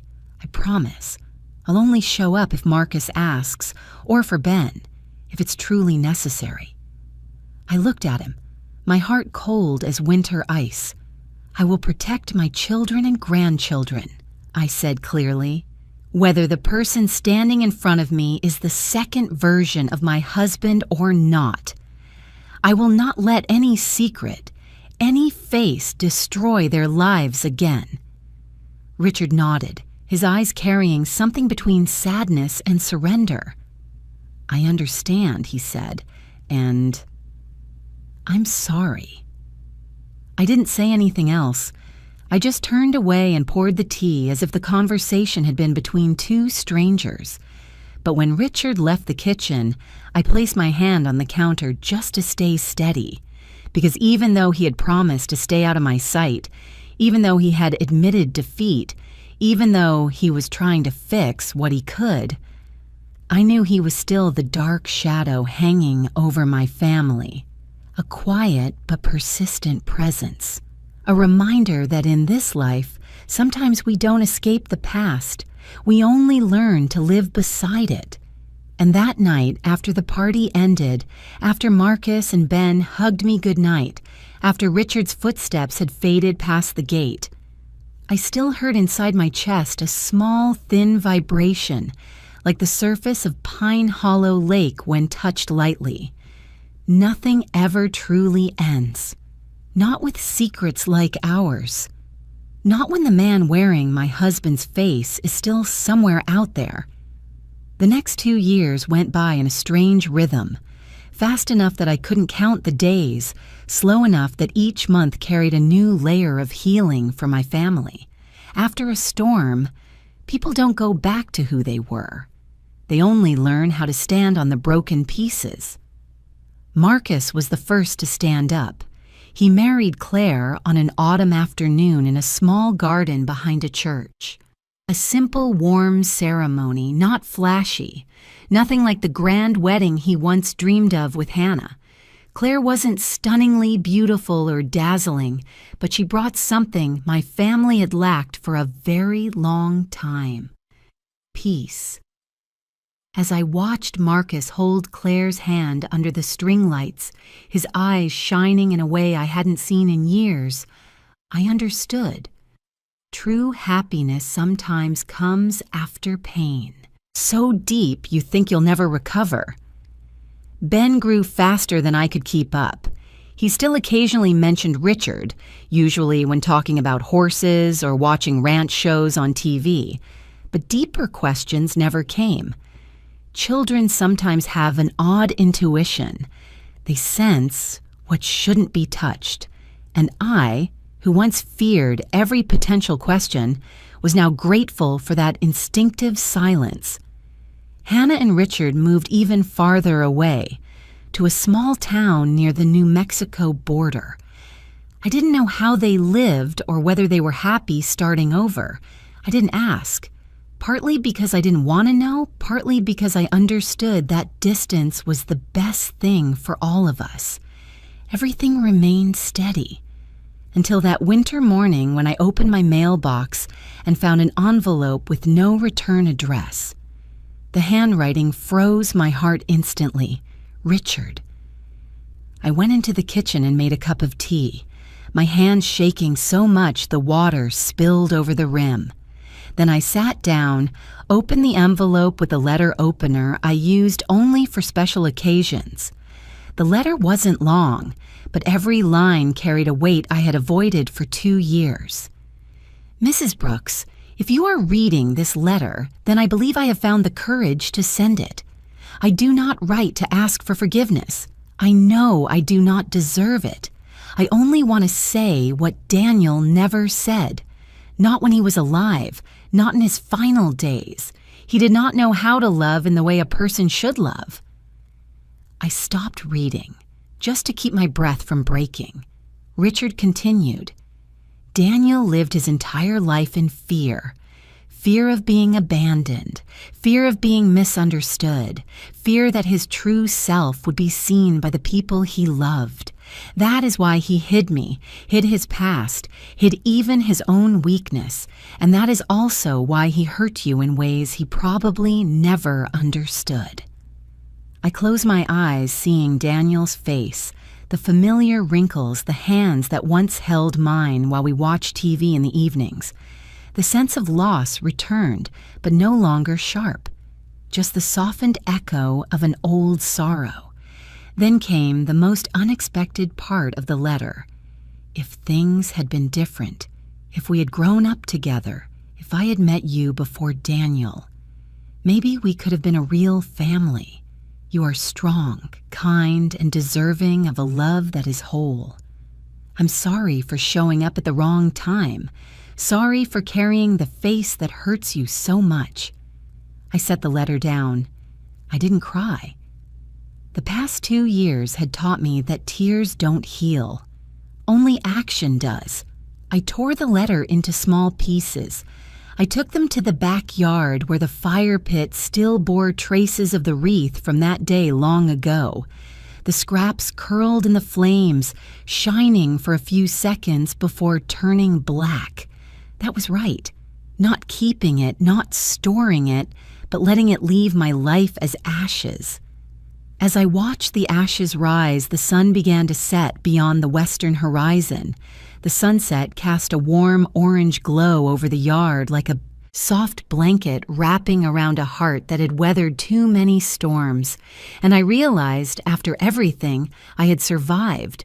Not survived Daniel's death, but survived the truth about him, a truth I could never speak aloud, not to Marcus, not to Ben, not to anyone. But sometimes, things we cannot say still leave our chest in another way. That night, I opened the old wooden box that held the journals I'd kept since I was young. I took out a blank one and placed my pen on the first page. "I am writing this story," I wrote, "not so the world will know, but so my heart can be lighter." And I began, line by line, paragraph by paragraph, chapter by chapter. The story I had carried for 2 years like a stone I couldn't set down. I wrote about Daniel, about Richard, about Hannah, about the things that would never be spoken aloud, and about the journey that carried me through the pain to stand here on this porch, at peace in my own way. When I finished the last sentence, I looked out the window. The sunset had faded, leaving a gentle blue-violet sky. I exhaled, long and soft. I wasn't afraid of the truth anymore. I just needed to learn to live with it. And if you're reading these lines, I want to ask you something. Where are you watching from? Have you ever carried a secret you could not say, just like I did? If you have, leave a comment below. No details needed, just a small sign that you're here, walking beside me through this story. Thank you for spending your time listening to my journey, from the painful fragments to this quiet moment of peace. If this story touched you, please like, subscribe, and stay for the next ones, where we, people who have been hurt, learn to walk again in the light. I am grateful for you, truly. She doesn't need to look at the menu. Elaine Bennett smiled at the waiter. Just give her the simplest dish. I looked up. My son stayed silent. My daughter-in-law avoided my eyes. In that moment, I understood a bitter truth. I wasn't invited here as a mother. I was invited as a problem to be handled. I nodded, smiled, and said nothing. They had no idea that the woman wearing this old dress had signed contracts worth tens of millions of dollars. And they knew even less. Tonight, I didn't come here to eat dinner. I came to see who they really were. If you're still listening, tell me where you're watching from. Every comment you leave is another mark in this journey. And if this story has touched you, don't forget to hit like so it can reach even further. The restaurant sat on the top floor of a historic hotel in downtown Boston, where the red brick exterior stood in stark contrast to the luxurious interior. Crystal chandeliers cast a warm glow over tables draped in crisp white linen.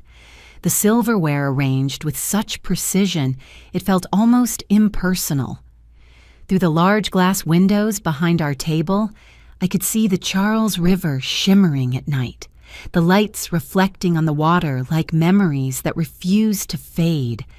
This was the first time I was meeting Claire's parents, my daughter-in-law's parents, and also the first time in many years that I felt this out of place. I sat upright in the soft leather chair, my hands resting lightly on my lap. My old, worn fabric bag hung neatly on the back of the chair. The dress I was wearing was ash gray, simple in style, one I had owned for many years. It wasn't ugly, but it clearly didn't belong here. I knew that the moment I walked in and felt the glances sweep over me, quick, cold, and full of judgment, Andrew, my son, sat to my right. He was 36 now, a grown man with a steady job, broad shoulders, straight posture. But at that moment, he was staring down into his water glass as if it held the answer to all his troubles. I recognized that habit from when he was a child. When Andrew went quiet like that, it meant he was avoiding something. Claire sat to Andrew's left, wearing a navy blue dress that fit her perfectly, elegant without being flashy. She was beautiful in the way fashion magazines love.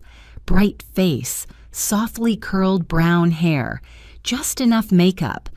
But since we sat down, Claire had barely looked at me for more than a second. Every time our eyes met, she quickly looked away, pretending to adjust her napkin, check her phone, or gaze out the window.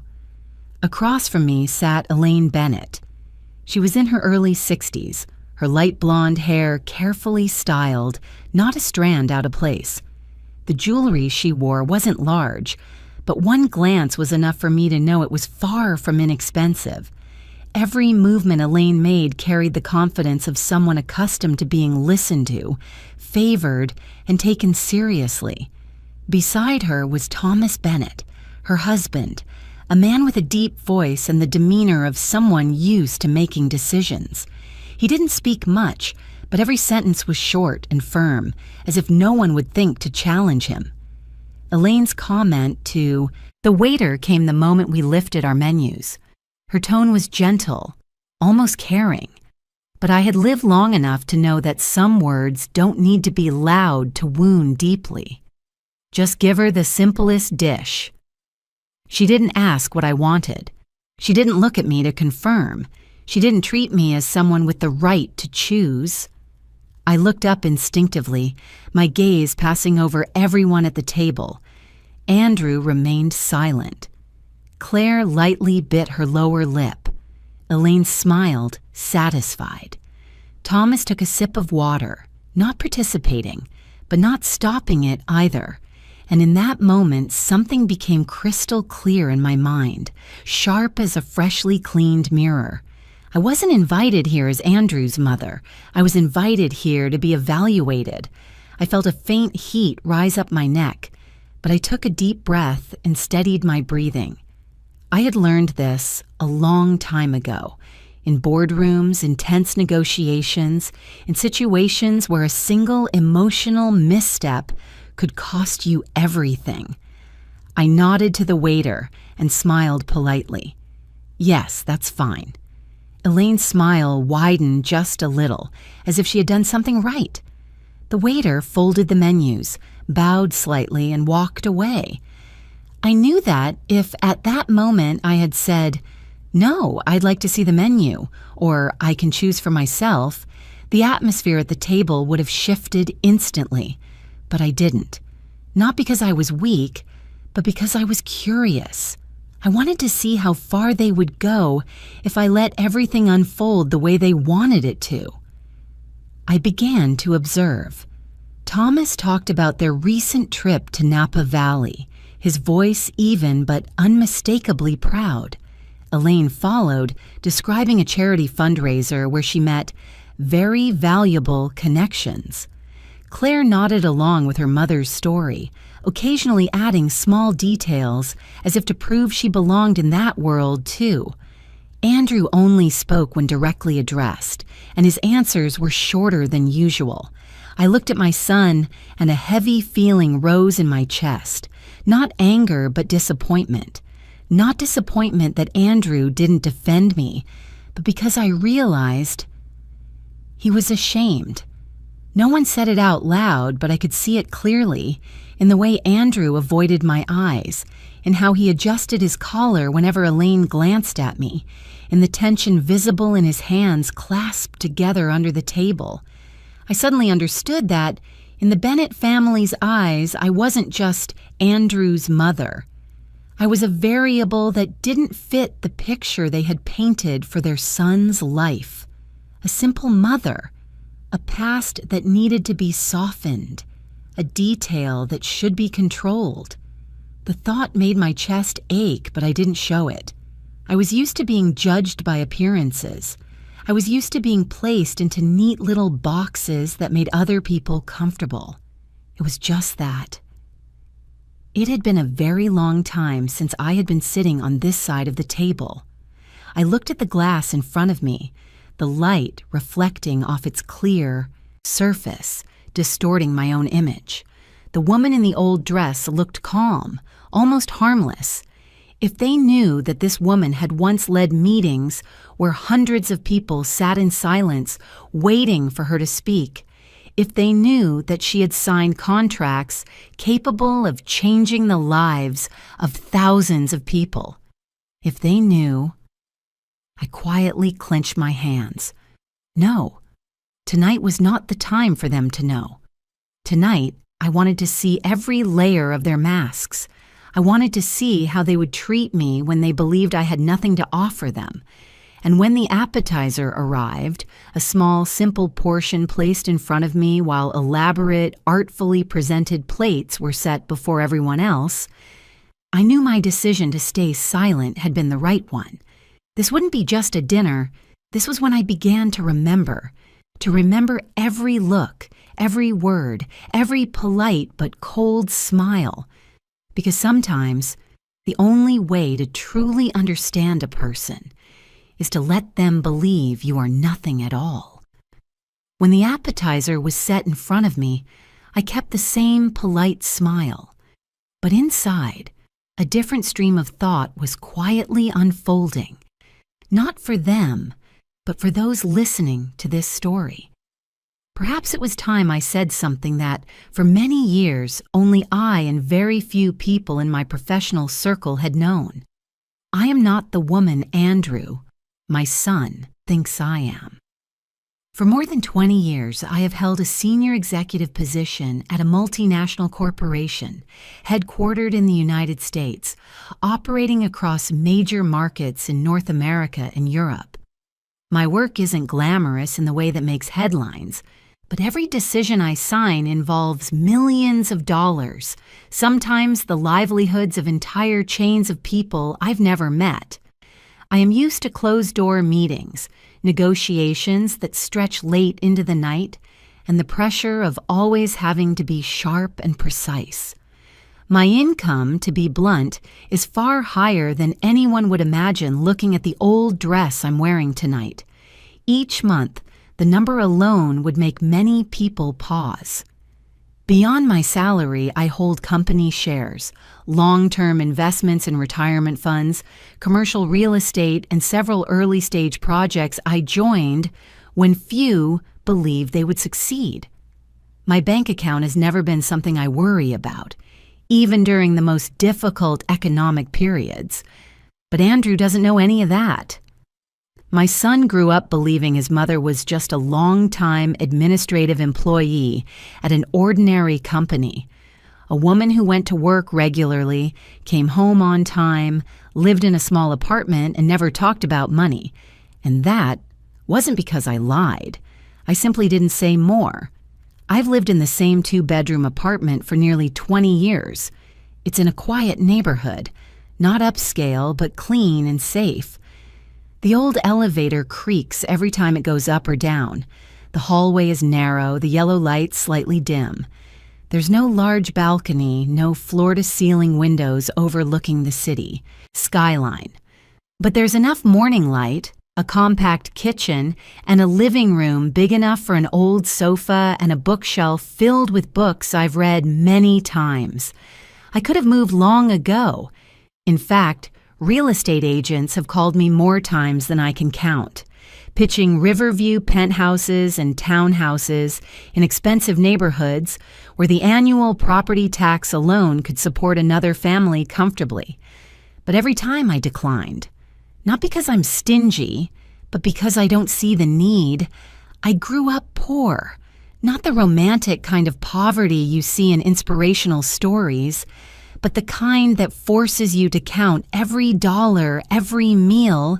I lived in cramped rentals, wore old shoes to school, watched my mother work herself to exhaustion just to make sure I didn't have to drop out.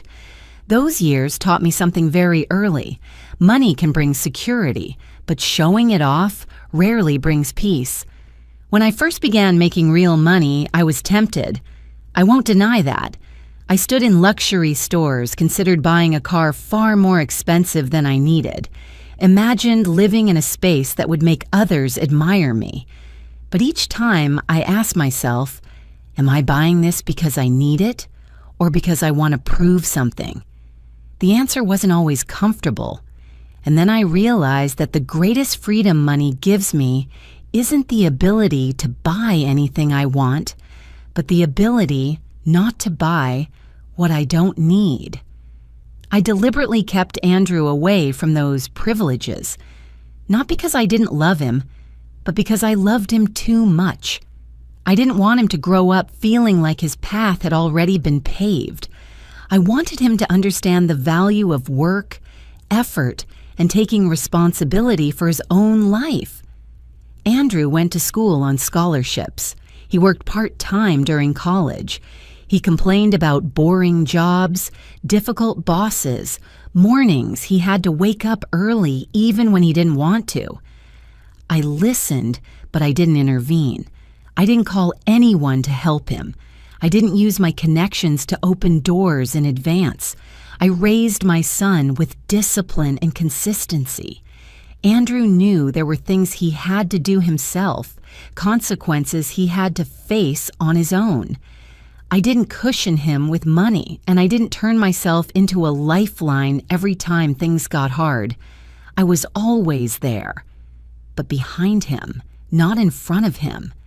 Perhaps that's why Andrew always thought of me as just an ordinary woman, a kind but somewhat strict mother, living so simply that it sometimes made him feel embarrassed.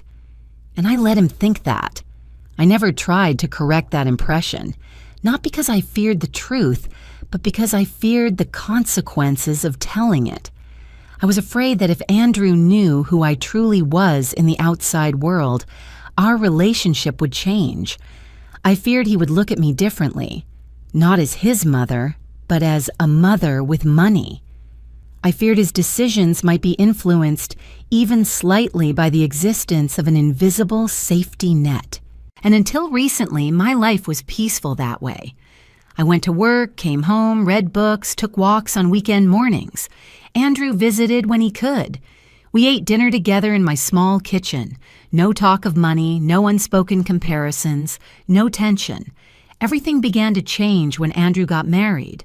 The Bennett family entered my life very clearly. They were nothing like me. They were used to displaying their status, to social relationships built on financial foundations, to measuring people by what they owned. From the first stories Andrew told me about them, I sensed the difference. And tonight's dinner was the first test, not just for them, but for me. I wanted to know how they would treat me when they believed I had nothing to offer. I wanted to know, without money standing between us, what a person's value looked like in their eyes. The Bennett family entered my life as a test I never sought, but never intended to avoid. And as I sat there, the simplest dish on the table placed in front of me, I understood that the peace I once had was likely over. But sometimes, peace has to be broken, so the truth can finally step into the light. Andrew's call came on a late afternoon, just as I set the kettle down on the stove and leaned against the windowsill, looking out at the small street below. Boston's sky that day was a pale gray, not raining but not sunny either, the kind of in-between weather the city is known for during the changing seasons.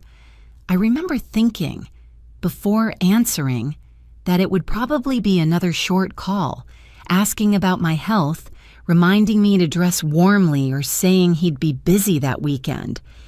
Andrew's voice came through the line with a slight hesitation, subtle enough that most people might miss it, but I didn't.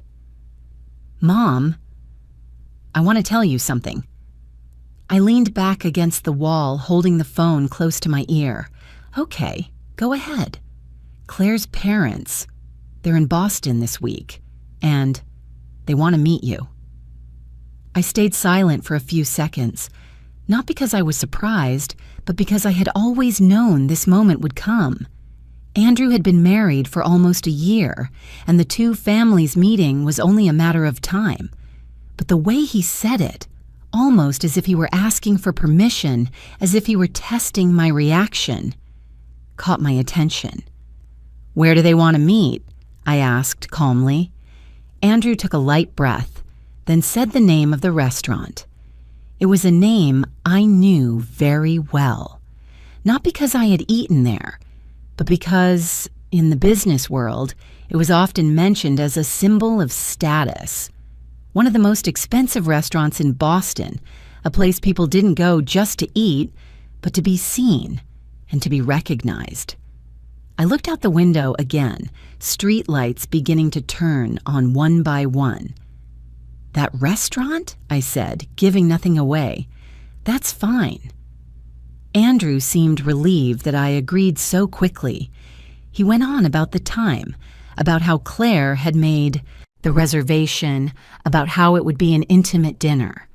I listened, nodding out of habit, until a thought surfaced in my mind, quiet but impossible to ignore. "Andrew," I said, interrupting him, "what do Claire's parents know about me?"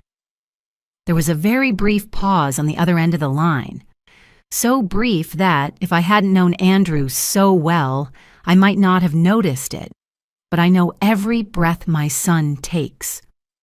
"Well, I just told them you live simply," Andrew replied. "You know, you've always lived that way."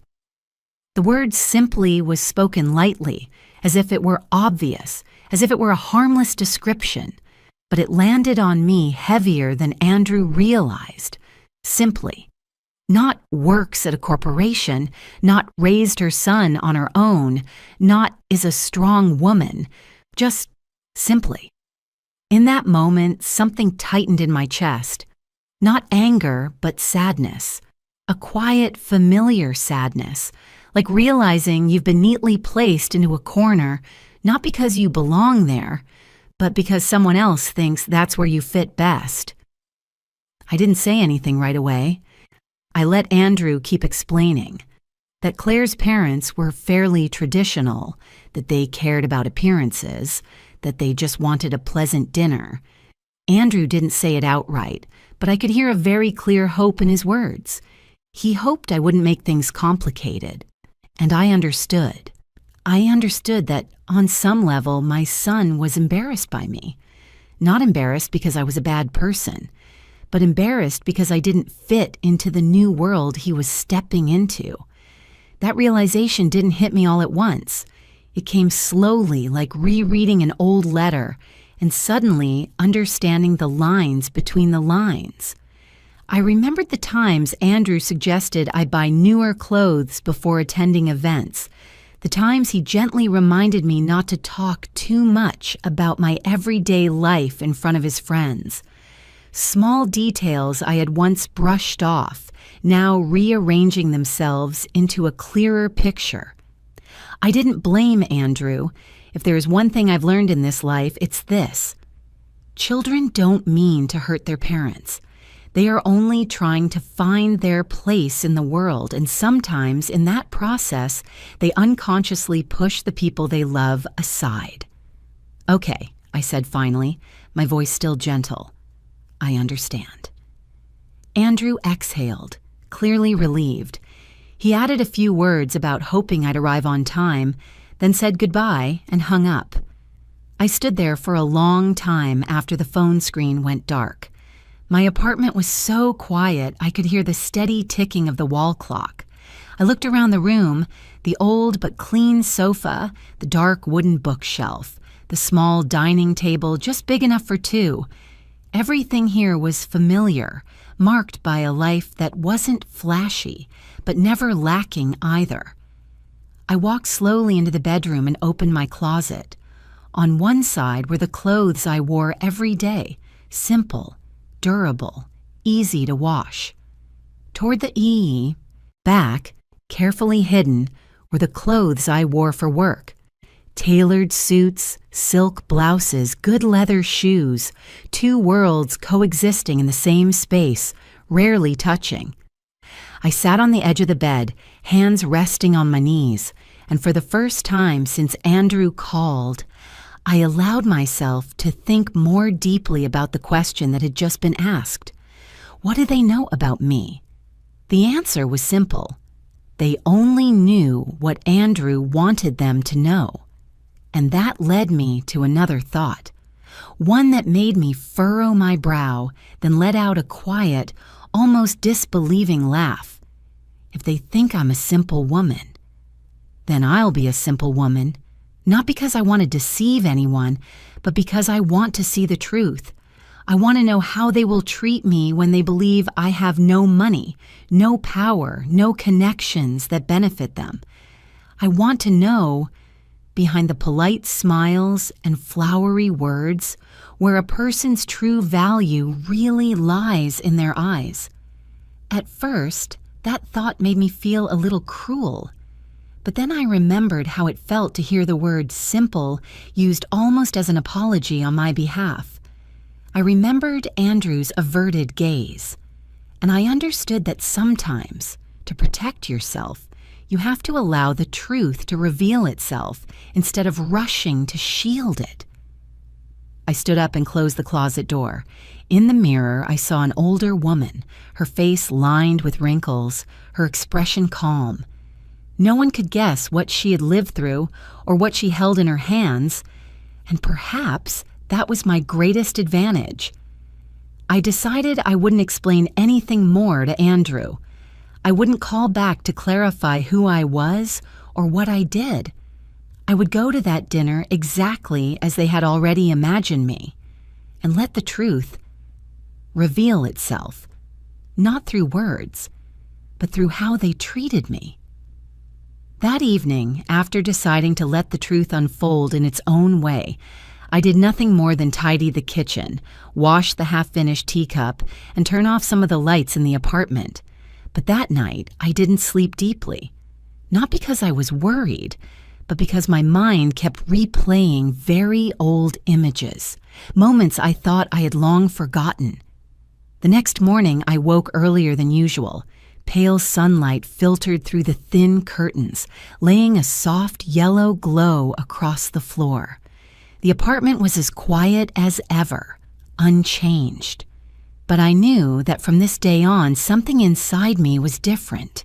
I opened the closet. In front were the clothes I wore every day. Neutral sweaters, simple trousers, dresses that never went out of style but never stood out either. Pushed neatly to the back was a small space where I kept things I rarely used. Hanging there was a gray dress, faded with time. That dress had been with me through many stages of my life. I bought it more than 10 years ago when I still had to think carefully about every expense.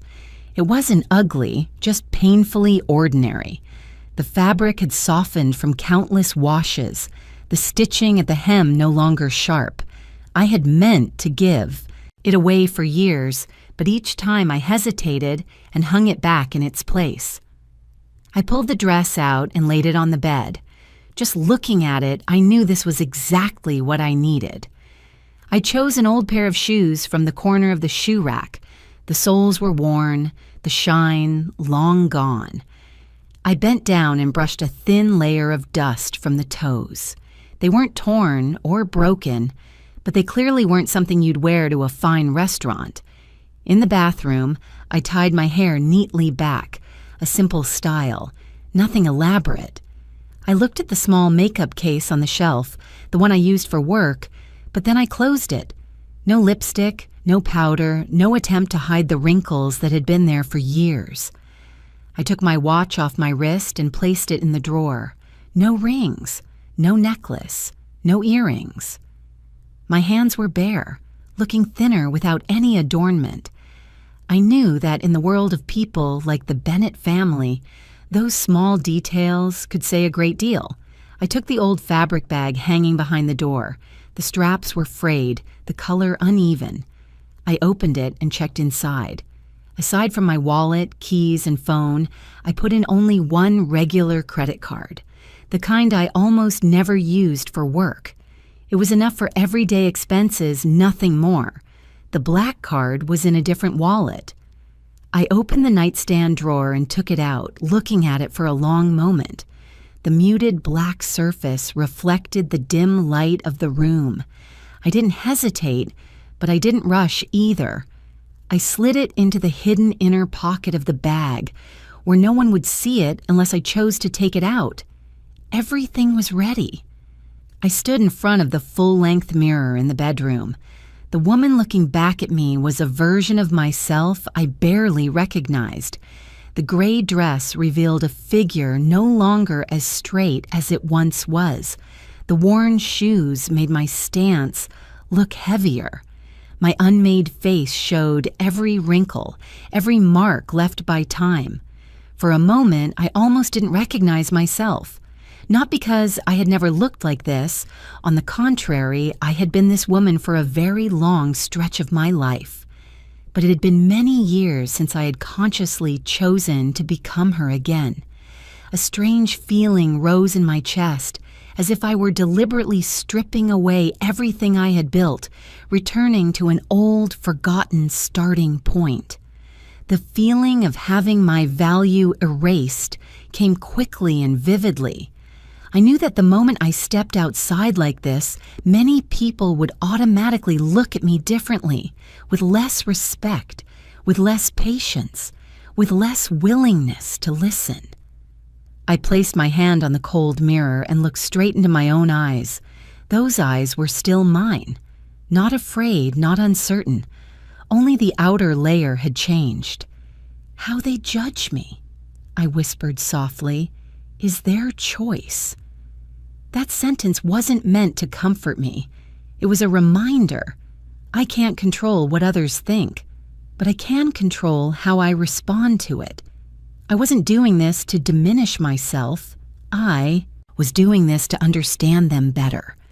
When I put on my coat and stepped out of the apartment, the familiar hallway greeted me with the smell of old paint and the soft yellow light. Don, the morning doorman, nodded at me as he did every day. "Good morning, Mrs. Lawson," he said with a friendly smile. "Good morning, Don," I replied naturally. He didn't look at me any differently. No one here ever did. To them, I was still just the woman in apartment 403 who always greeted people politely and paid her rent on time. And in that moment, I suddenly realized real respect doesn't come from what I'm hiding in my bag, but from how I've lived all these years. But I also knew that once I stepped into the world of the Bennett family, that wouldn't be true anymore. On the way to the restaurant, I chose to take a taxi instead of driving, not because I needed to, but because I wanted everything to stay consistent with the role I had chosen. The driver didn't ask many questions. He turned on the radio, an old song playing softly. I looked out the window as the city passed by. Familiar buildings, busy people, each carrying their own story. I took a deep breath when the car stopped in front of the hotel where the restaurant was located.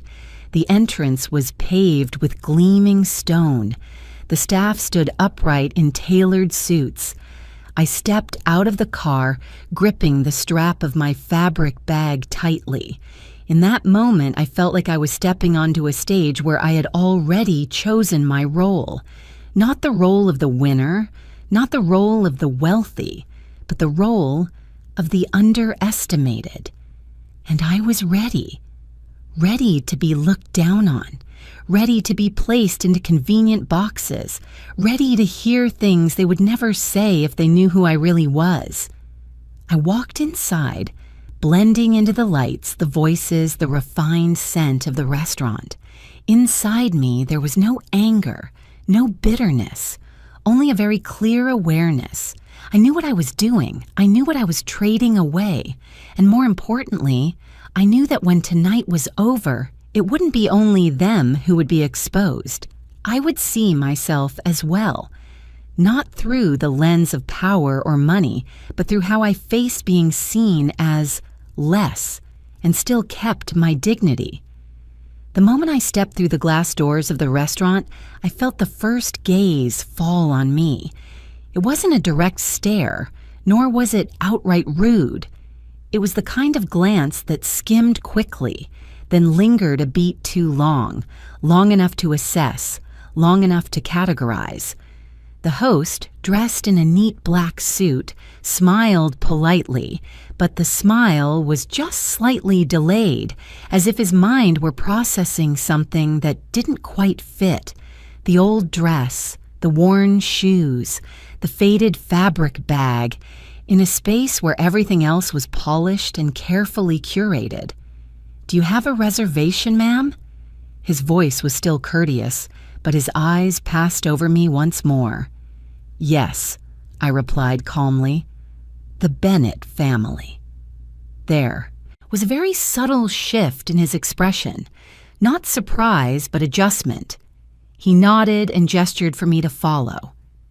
I walked slowly past tightly spaced tables, the soft clink of cutlery against plates, the low murmur of conversation flowing like an unbroken current. And then I saw Andrew. My son stood up the moment he saw me approaching. But the movement was incomplete. He rose, then hesitated, as if unsure what to do next. Andrew's eyes flicked quickly over me, from the dress to the shoes, then turned away almost immediately.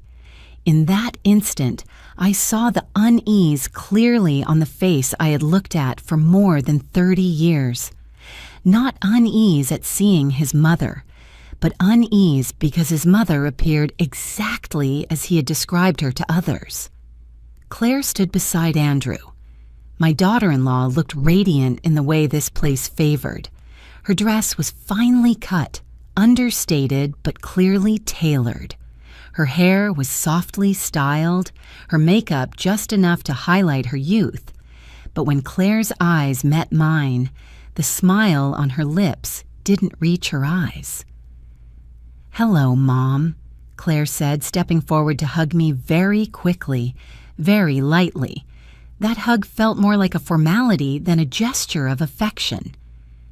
"Hello, dear," I replied, my voice as gentle as always. Elaine Bennett was the next person I noticed. She sat upright in her chair, both hands neatly placed on the table. As I came closer, Elaine lifted her head, her eyes traveling from the top of my hair down to the hem of my dress, then stopping at the fabric bag hanging from my arm. She didn't speak right away. She simply observed. Thomas Bennett stood up last.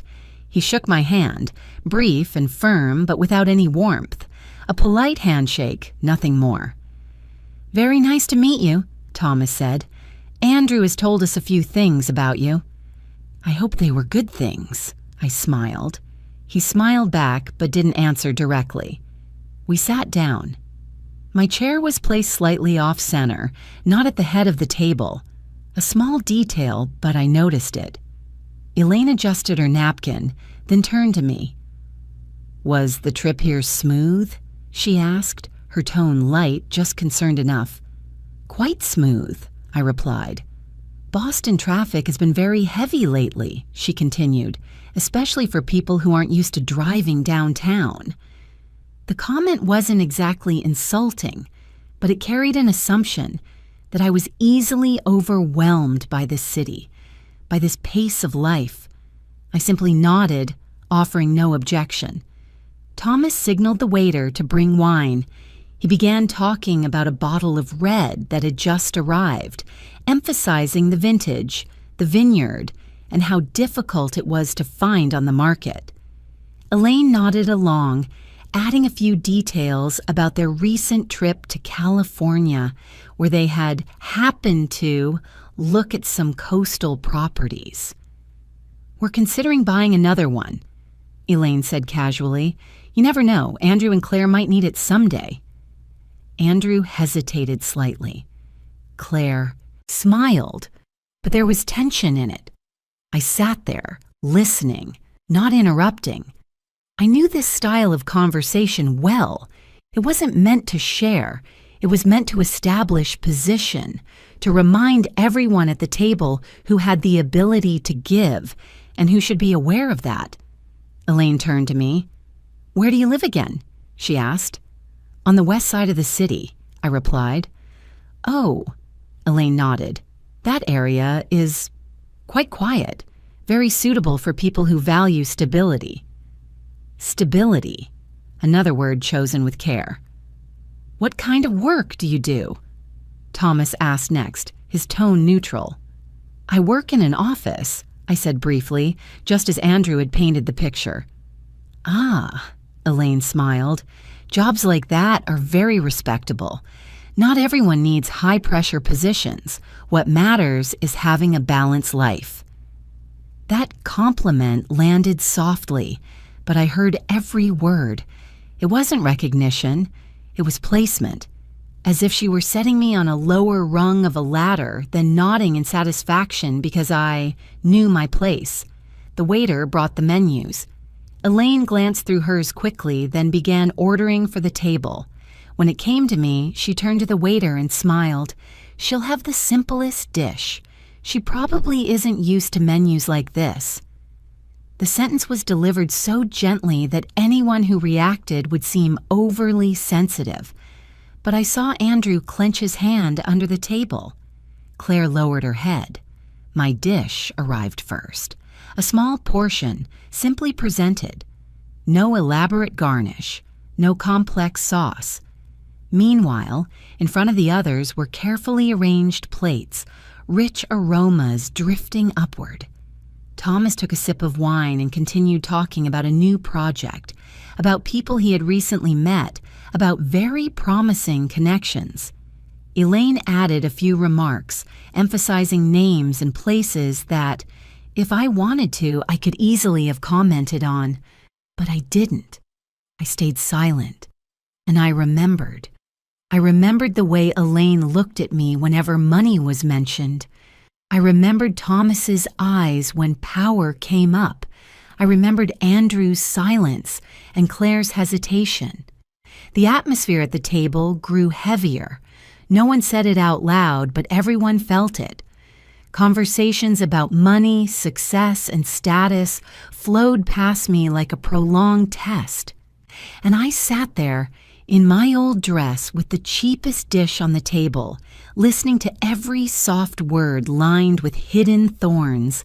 I knew this was only the beginning. When the plates were nearly cleared, Elaine Bennett was the first to set her knife and fork down.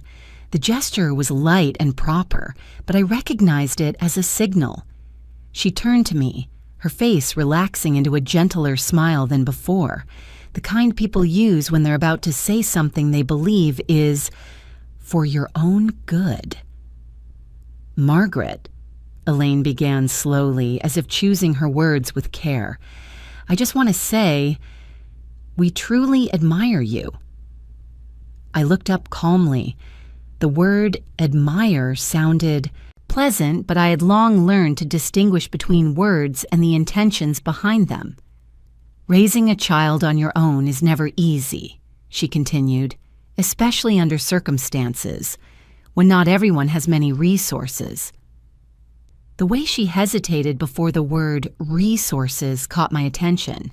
No one at the table reacted. Thomas sipped his wine. Andrew shifted slightly in his chair. Claire stared down at her napkin. I've always told Thomas, Elaine went on, that women like you deserve respect, strong, enduring. But because of that, we do worry. Worry? I asked softly. Yes, Elaine nodded. You know, age eventually comes for all of us. Health, medical expenses, unexpected things. When you're young, you can manage. But later on, she let the sentence trail off, then glanced at Andrew. Andrew is a good son, very responsible. We can see that clearly. Andrew flinched slightly, as if he hadn't expected to be pulled into the conversation this way. He sat up straighter, but tension showed in his eyes. He always puts others first, Thomas added, his voice low and steady. And that's exactly why we think. Some things should be arranged early. I said nothing. I rested my hand on the edge of the table and listened. Andrew and Claire have their whole future ahead of them, Thomas continued, looking at his son seriously. Careers, family, children. We want them to focus on building their lives without being distracted by unnecessary pressures. Unnecessary pressures, I heard the phrase clearly. Elaine nodded, then turned back to me. Margaret, you understand what we're saying, don't you? I understood, very clearly. We've discussed it, Elaine went on, lowering her voice as if sharing a secret. And we thought that if we could offer you a bit of financial support, everyone would feel more at ease. Andrew turned to me. Mom. Andrew. Elaine placed a hand on her son's arm, her voice softening. We're just talking. Claire remained silent. She didn't look at me, and she didn't look at her parents either. Her gaze rested on the edge of the table, where subtle patterns ran like a road with no turn.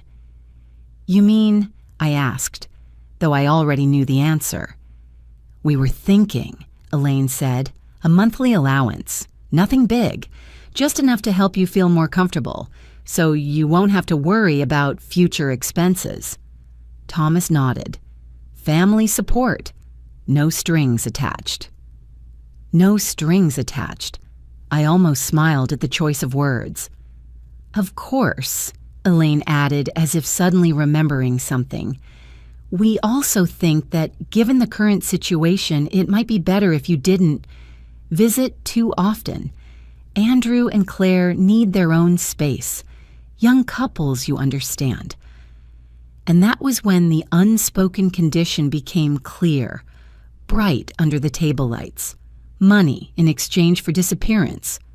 No one said it outright, but it didn't need to be said. The intention hung between us, heavy and cold.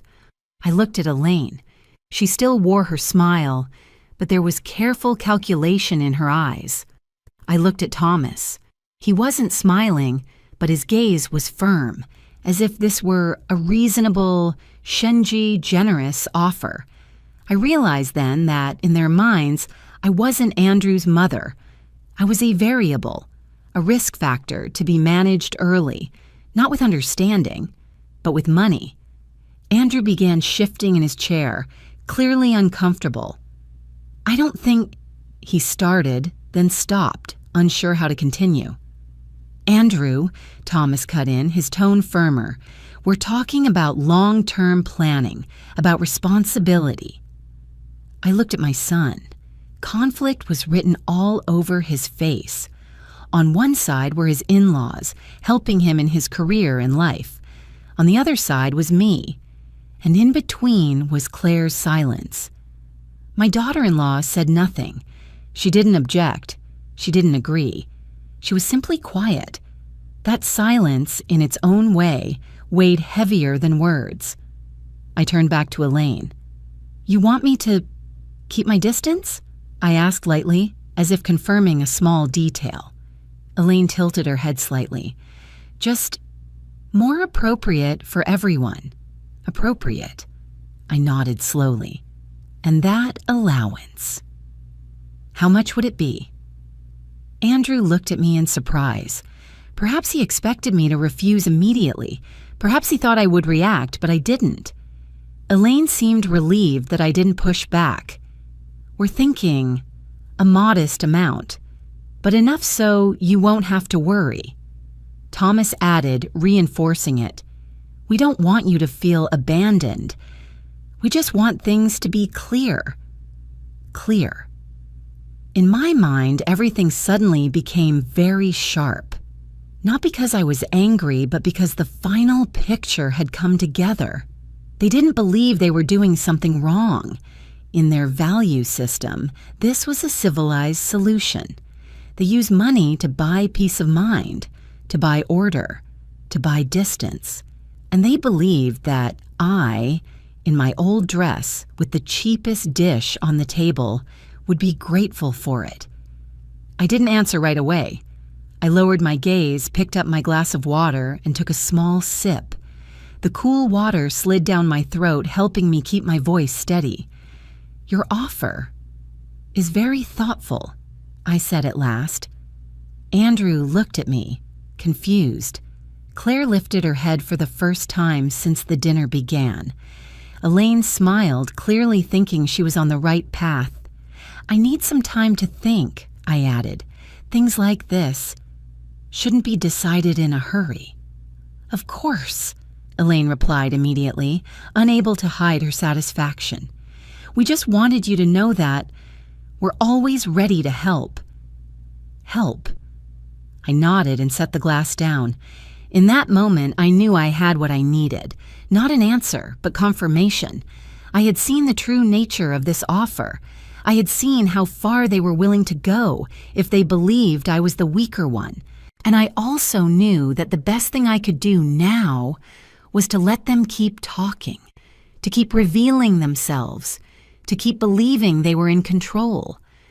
I stayed silent, not because I had nothing to say, but because I wanted to hear more, until there was no doubt left about who they truly were. I placed my hand on the table, not to claim space, but to steady myself. Their words still hung between us, heavy like smoke after a small fire. Elaine sat upright. Thomas leaned slightly forward.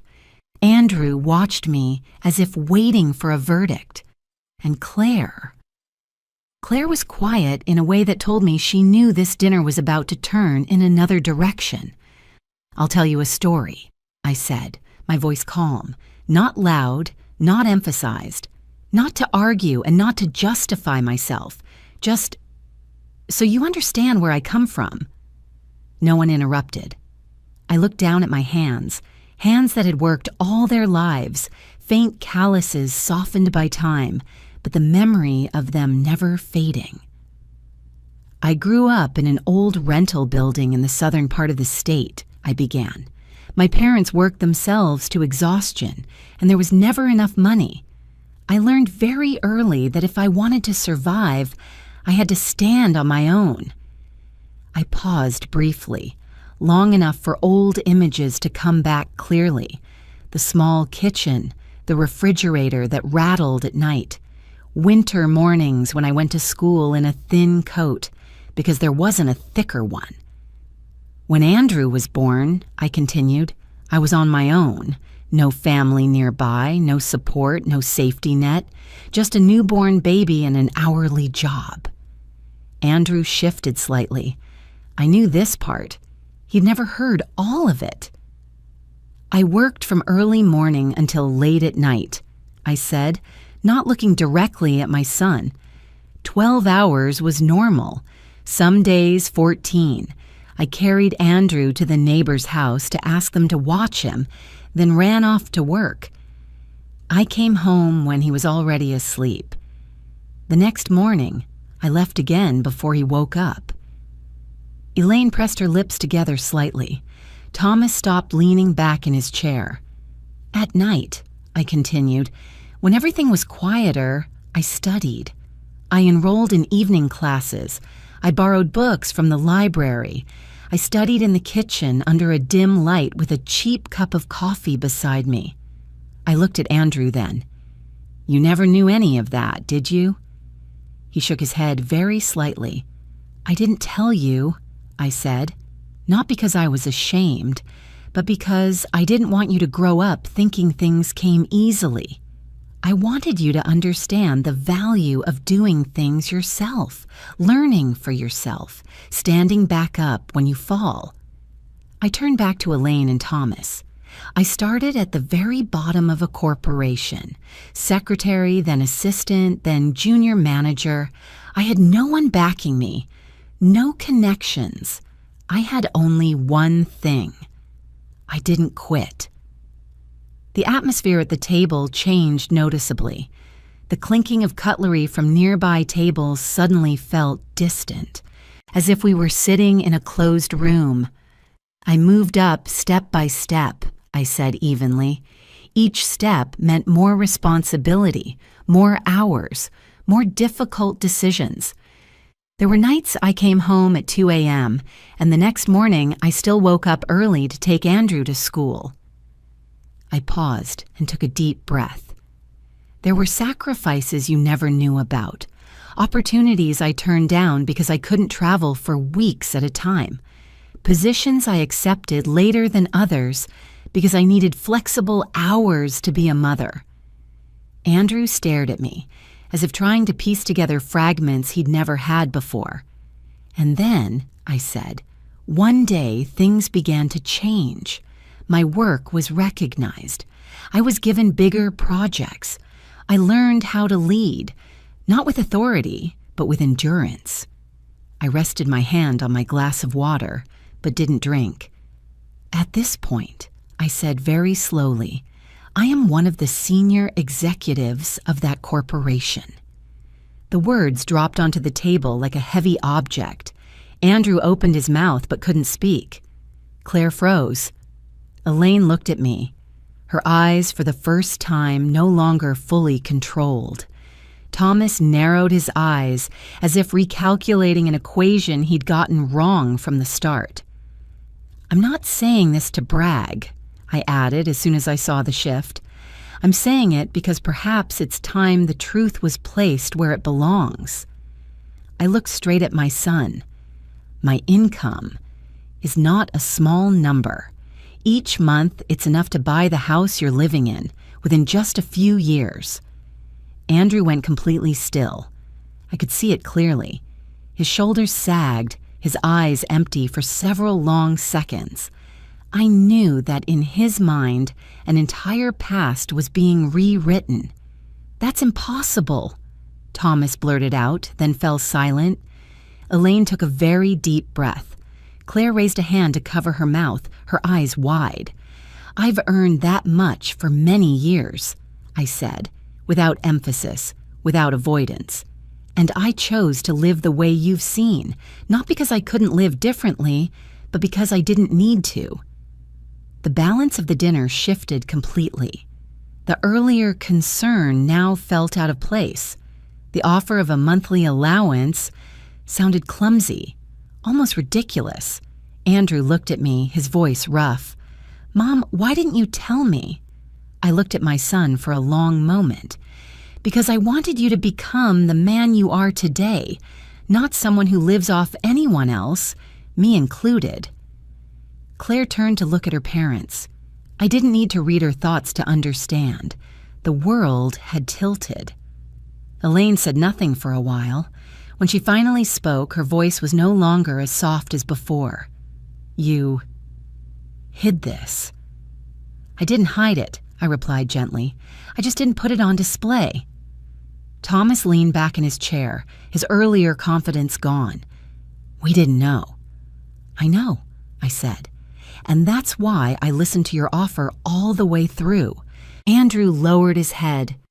Claire took a deep breath. No one mentioned money the way they had earlier anymore. The dinner had turned. Not because I raised my voice, not because I was angry, but because my life story, told at the right moment, had exposed another truth. Their initial judgments had been wrong at the root, and I knew that from this moment on, no one at the table would ever be able to look at me the same way again. I didn't speak immediately after finishing my story. Not because I needed to regain my composure, but because I wanted to give them enough time to understand that this dinner no longer belonged to them. Elaine was the first to move. She adjusted her posture, folding her hands together on the table, as if trying to reclaim a sense of control that had just slipped away. Thomas looked at me with an expression completely different from before. No longer the confidence of a man used to deciding, but the caution of someone who had realized he misjudged his opponent. Andrew said nothing. My son looked at me as if seeing a new person, yet wearing the face of the woman who had raised him for decades. In his eyes, I saw confusion mixed with guilt. And Claire. She lowered her head, not out of politeness, but out of shame. I reached into my old fabric bag. That movement made Elaine track every inch of it, her eyes fixed on my hand, as if she feared I might pull out something else that would further overturn the order she knew. I opened the hidden compartment inside the bag, slowly, without haste. Then I placed the black card on the table. I didn't slam it down. I didn't show it off. I simply set it there, directly in front of Elaine. The card lay there, simple, dark, unadorned. But in the world of people like her, It didn't need to say much. It said everything. The air seemed to freeze. Elaine stared at the card for a long time. I saw the exact moment she realized every assumption she'd made had completely collapsed. Thomas swallowed hard, his throat moving slightly. Andrew sucked in a sharp breath. Claire covered her face, then lowered her hand as if unsure what to do with her emotions. "I'd like to be very clear about one thing," I said, calmly but firmly. "I don't need any allowance." Elaine looked up. "Margaret, that's not what I meant." "I know what you meant," I cut in, not raising my voice, "and that's exactly why I'm refusing." I looked straight at her, not because the amount is small, but because what you offered isn't help, it's a transaction. Thomas frowned. "That wasn't our intention." "Yes, it was," I said evenly. "You just didn't call it by its real name." I gently turned the black card with my fingertip, not to show off, but to make it clear I understood this game very well. You use money to buy peace of mind, to buy distance, to manage things that make you uncomfortable. Elaine opened her mouth, then closed it again. For the first time that evening, she couldn't find the right words. "I don't blame you for being wealthy," I continued, "and I don't blame you for being used to solving problems with money, but I do blame you for seeing me as a problem that needed to be handled." I turned to Thomas. "You talked about old age, about financial burdens, but you never once asked what I needed. You just assumed." Then I turned back to Elaine. Your concern, your compliments that sounded kind, they all served one purpose, to place me lower so you could feel like you were the ones giving. Elaine's face reddened, not with anger, but with exposure. "I played the role you thought I was," I said slowly. "A simple woman, someone not used to places like this, someone who should be grateful just to be invited to the table." Andrew lowered his head. I saw his shoulders tremble slightly. "And you treated me exactly the way you treat people you believe are beneath you," I said. "Not rudely, not directly, but enough to make them understand their place." Claire looked up, her eyes red. I'm sorry," she said softly, her voice shaking. "I shouldn't have stayed silent." I looked at Claire. In her eyes was real shame, not about money, but about behavior. I nodded slightly. "That's enough for me to hear." Elaine and Thomas remained silent, not because they had nothing to say, but because anything they said now would be too late. I signaled the waiter. He stepped over, his eyes flicking briefly to the black card on the table, then immediately becoming far more serious. "I'll take the check," I said. Thomas startled. "That's not necessary. We invited—" "I know," I smiled, "but tonight I'm treating." The waiter nodded, took the card, and walked away. No one spoke while we waited. The silence now wasn't heavy with tension, but with everyone having to recalibrate their understanding.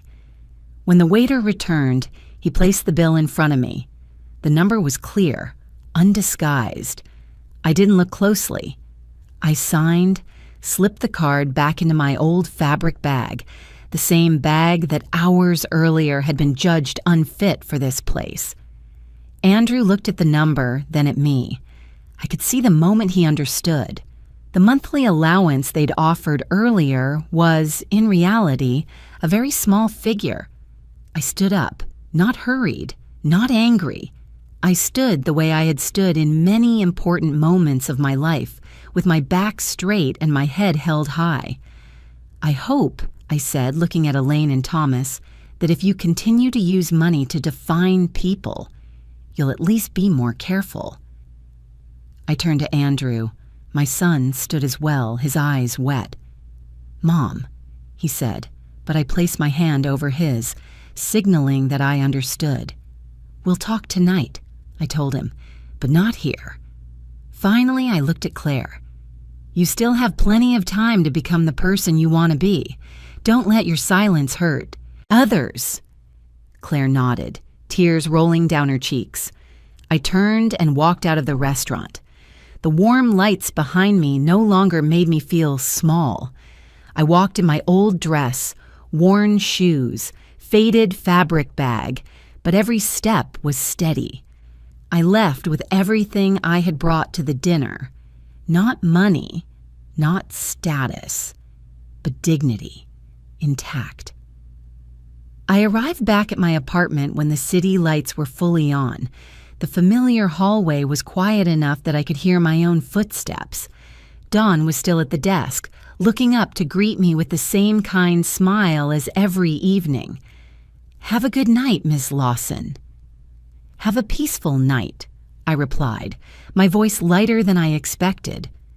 When the apartment door closed behind me, I stood still for a long moment, not because I was tired, but because I needed a few minutes to fully feel what had just happened. There was no victory and no bitterness, just a strange sense of relief, as if I'd finally set down a burden I'd been carrying for far too long. I changed out of my dress, poured myself a cup of hot tea, and sat in my familiar chair by the window. The city outside continued to move, countless other stories unfolding in parallel, unaware that at a luxurious restaurant not far away, an order once thought unshakable had been quietly disturbed. My phone vibrated. Andrew's name appeared on the screen. I looked at it for a few seconds before answering. "Mom!" My son's voice came through, hoarse and rushed, as if he'd been running for a long time. "Did you make it home?" "I did," I replied. "Are you okay?" On the other end, Andrew was silent for a few beats. I heard him exhale heavily. I don't know what to say." "Then don't say anything," I said gently. "Listening is fine." "Mom," he continued, his voice breaking slightly, "I'm sorry." Those two words came late, but they weren't meaningless. "Sorry for what?" I asked, not to pressure him, but to let him face it himself. "For letting it happen," Andrew said quickly, as if afraid he'd lose his courage if he slowed down. "For introducing you like you were something that needed explaining. For staying silent when they said things they shouldn't have." I closed my eyes and took a deep breath. "Andrew," I said, "I'm not angry with you, but I'm angry with myself," he replied. "I didn't see it. I thought I was doing the right thing." "You're living in a world where things like that are considered normal," I said. "I understand. But I don't want to keep living like that," Andrew said, his voice firmer now. Tonight made me rethink a lot. I didn't answer right away. I let my son continue, let him give shape to the thoughts tumbling in his head. "I realized," Andrew said more slowly, "that a lot of what I've had over the past few years didn't come entirely from me, the contracts, the opportunities, the doors that opened too easily." I opened my eyes and looked out the window. "And how does that make you feel?" "It feels like I'm standing on ground I didn't build myself," he replied. "And tonight, I don't want to stand there anymore." I heard something new in my son's voice, a new clarity, not impulsive, not blind rebellion, but a resolve that was taking shape. "Have you talked to Claire yet?" I asked. Andrew sighed. "She left our place a little while ago. She cried a lot." Not long after that, my phone vibrated again. This time, it was Claire. I answered right away. "Aunt Margaret," Claire said, her voice trembling but clear. I'm sorry." "You've already said that," I replied, "and I heard you." "But I need to say more," Claire said. "I stayed silent when I shouldn't have. I let my parents shape everything, and I didn't dare stand up." "You were afraid," I said, not as a question. "Yes," Claire admitted. I was afraid of losing their support, afraid of disappointing them. But tonight, when you stood up and said those things, I realized I was more disappointed in myself. I listened. I didn't rush to comfort her, because sometimes what someone needs most isn't reassurance, but the space to face their own emotions. Andrew told me, Claire continued, that he wants to walk his own path, not rely on my father anymore. I stayed silent, letting her go on. I know that will start a big fight, Claire said, her voice lowering. My father. He was very angry. I could picture it clearly. Thomas Bennett wasn't a man accustomed to losing control. To him, Andrew's independence wasn't a personal choice. It was a rejection of influence, and that was the hardest thing for him to accept. And Elaine? I asked. Claire hesitated. My mother. She hasn't said much, but I can see she's worried. Not worried about me, worried about losing her grip on things. I nodded, though Claire couldn't see it. Elaine Bennett was used to arranging other people's lives with gentle words and well-timed support. When that tool stopped working, fear followed. I don't know where this is going, Claire said, but I don't want to go back to how things were. No one knows, I replied, but you've started by looking the truth in the eye. That matters. After I hung up, I sat quietly for a long time. The aftershocks of that dinner were spreading outward, like ripples on water. Andrew began re-examining his career path, not with pure pride anymore, but with honesty. He told me later that he had turned down a new project Thomas had introduced him to. No argument, just a clear refusal. Thomas reacted harshly. Andrew recounted it, his voice tired but steady. He said I was ungrateful, that I was destroying my own future. And what do you think? I asked. I think, Andrew replied, that if that future requires me to bow to things I don't believe in, then maybe it's not the future I want. Elaine, according to Claire, began calling more often. No concrete offers anymore, just roundabout questions, reminders about family, about stability. But behind them was a clear fear, losing control over her daughter and son-in-law. I didn't intervene, not because I didn't care, but because I knew that if I stepped in too early, every change would be blamed on me. Andrew and Claire needed to stand on their own decisions, to face the conflicts forming around them themselves. I watched from a distance. I listened when Andrew called, when he was confused, when he doubted himself. I listened when Claire talked about the growing tension in her family. I didn't give instructions. I only asked questions, just enough for them to find their own answers. The Bennett family began to crack, not because I spoke the truth, but because that truth exposed fractures that had always been there, merely hidden beneath money and power. And I knew this was only the beginning of a long process. But sometimes all it takes is one dinner and one person willing to stand up with dignity for things to never return to the way they were. 3 days after that dinner, as I was organizing some old files on my desk at home, my phone rang. An unfamiliar number appeared on the screen. I was about to ignore it, but instinct made me answer. Margaret? Elaine Bennett's voice came through, lower than I'd ever heard it. May I see you? I didn't answer right away. I looked out the window where the late afternoon sunlight was sliding slowly across familiar rooftops. I knew this call would come sooner or later. I just didn't know how. Where? I asked. Elaine paused briefly. At the Fairmont, the afternoon tea lounge downstairs, if that feels appropriate. I understood the choice. A refined setting, her familiar territory, a place where Elaine wouldn't feel completely off balance. All right, I said, 11 a.m. When I arrived at the Fairmont, the grand lobby still held its familiar elegance. Polished marble floors, high-hanging chandeliers, a faint trace of perfume in the air. I wore something simple but neat, not the old dress and not clothing that made others wary. Just me, plainly. Elaine was already there. She had chosen a table in the corner where she could see the room but still have privacy.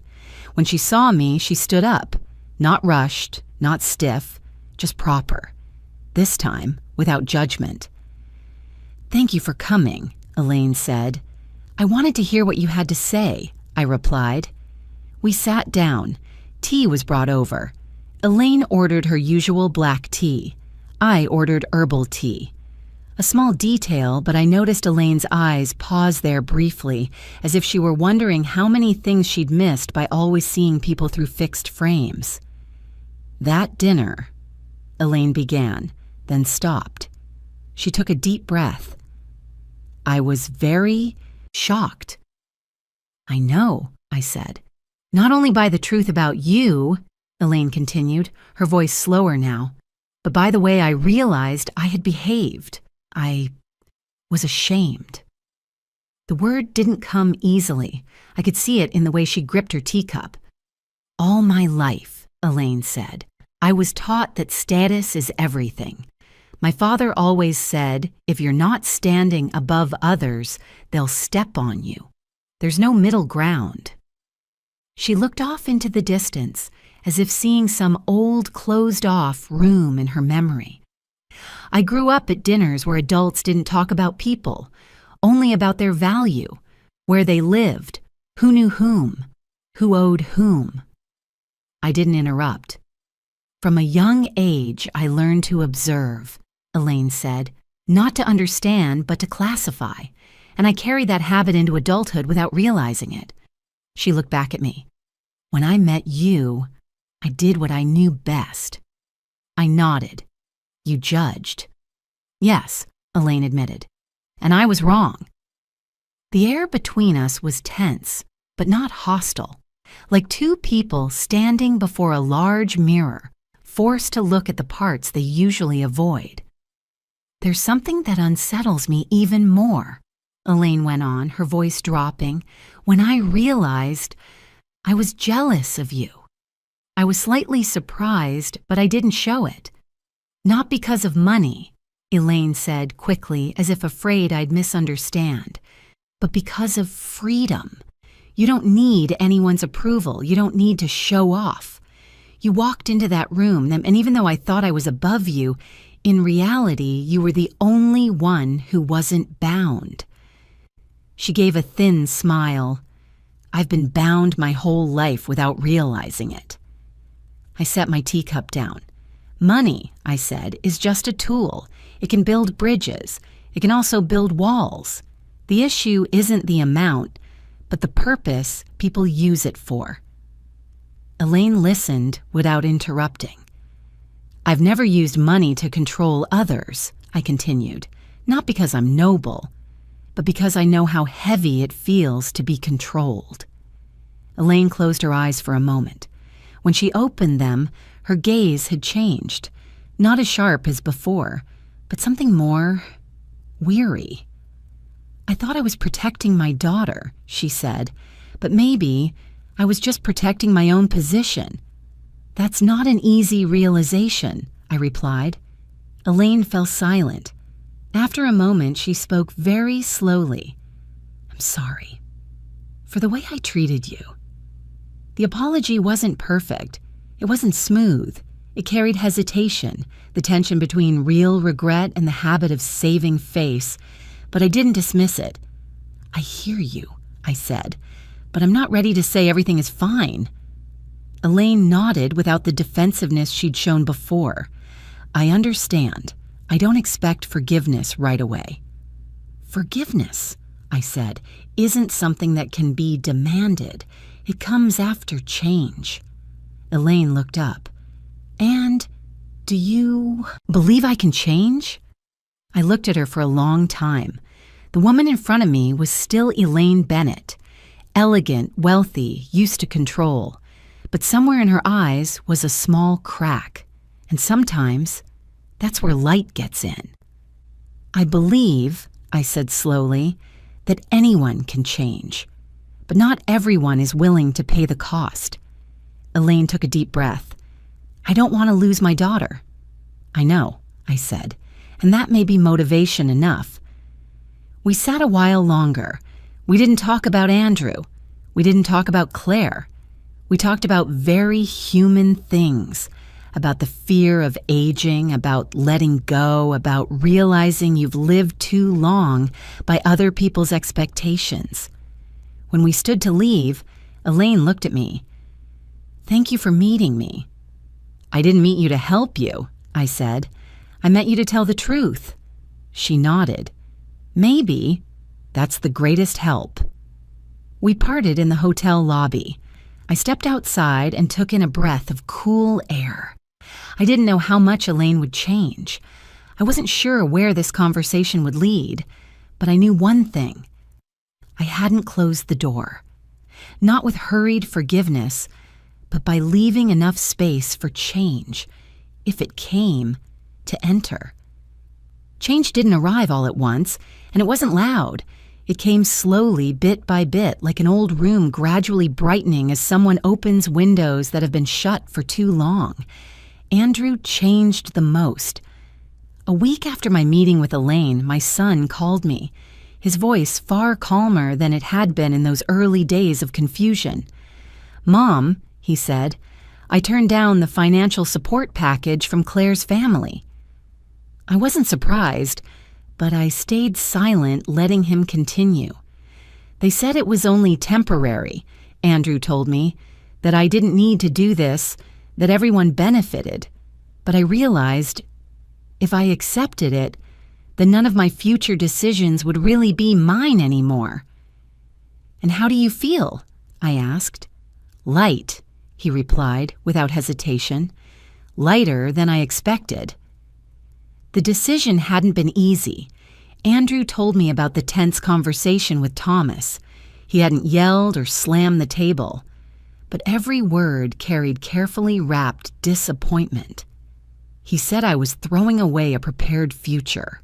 Andrew said that there are people who spend their whole lives never getting a chance to stand where I stood. And what did you say? I asked. I told him, Andrew replied slowly, that if that future requires me to keep bowing my head to preserve it, then maybe it isn't a future I want to live. Thomas wasn't used to answers like that. From that moment on, his influence began to fade, not because Andrew rebelled, but because Andrew no longer needed his approval. And for people like Thomas, nothing renders them more powerless than losing their central role in someone else's decisions.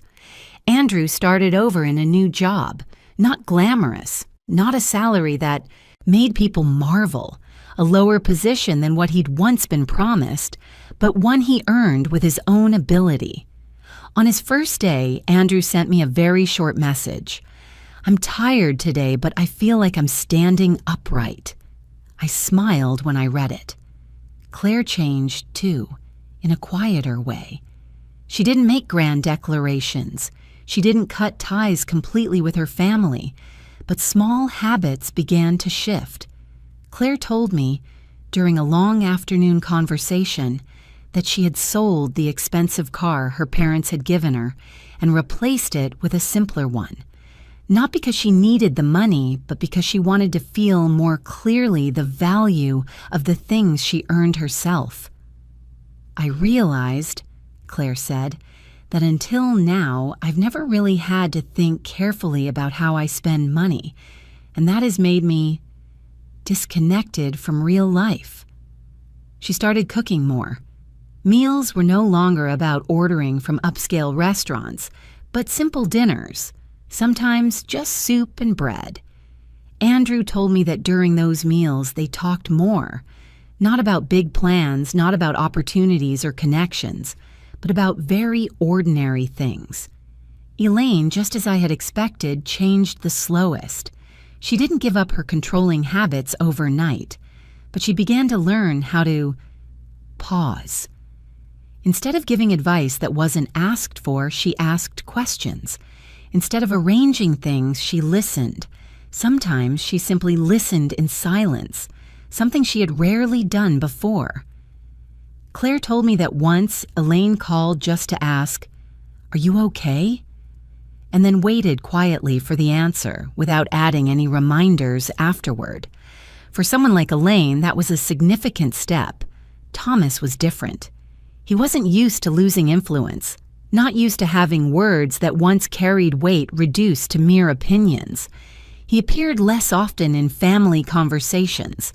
When he did show up, he was usually quiet or spoke in short sentences, no longer with the enthusiasm he once had. There were family meals Andrew described where Thomas barely mentioned work, real estate, or powerful acquaintances. Not because he had completely changed, but because no one wanted to listen to those stories anymore. Those meals, according to Claire, felt strange but easy to breathe in. No more showing off. No more half-joking comments about money. Just people sitting at the same table, eating the same food, speaking to one another in their real voices.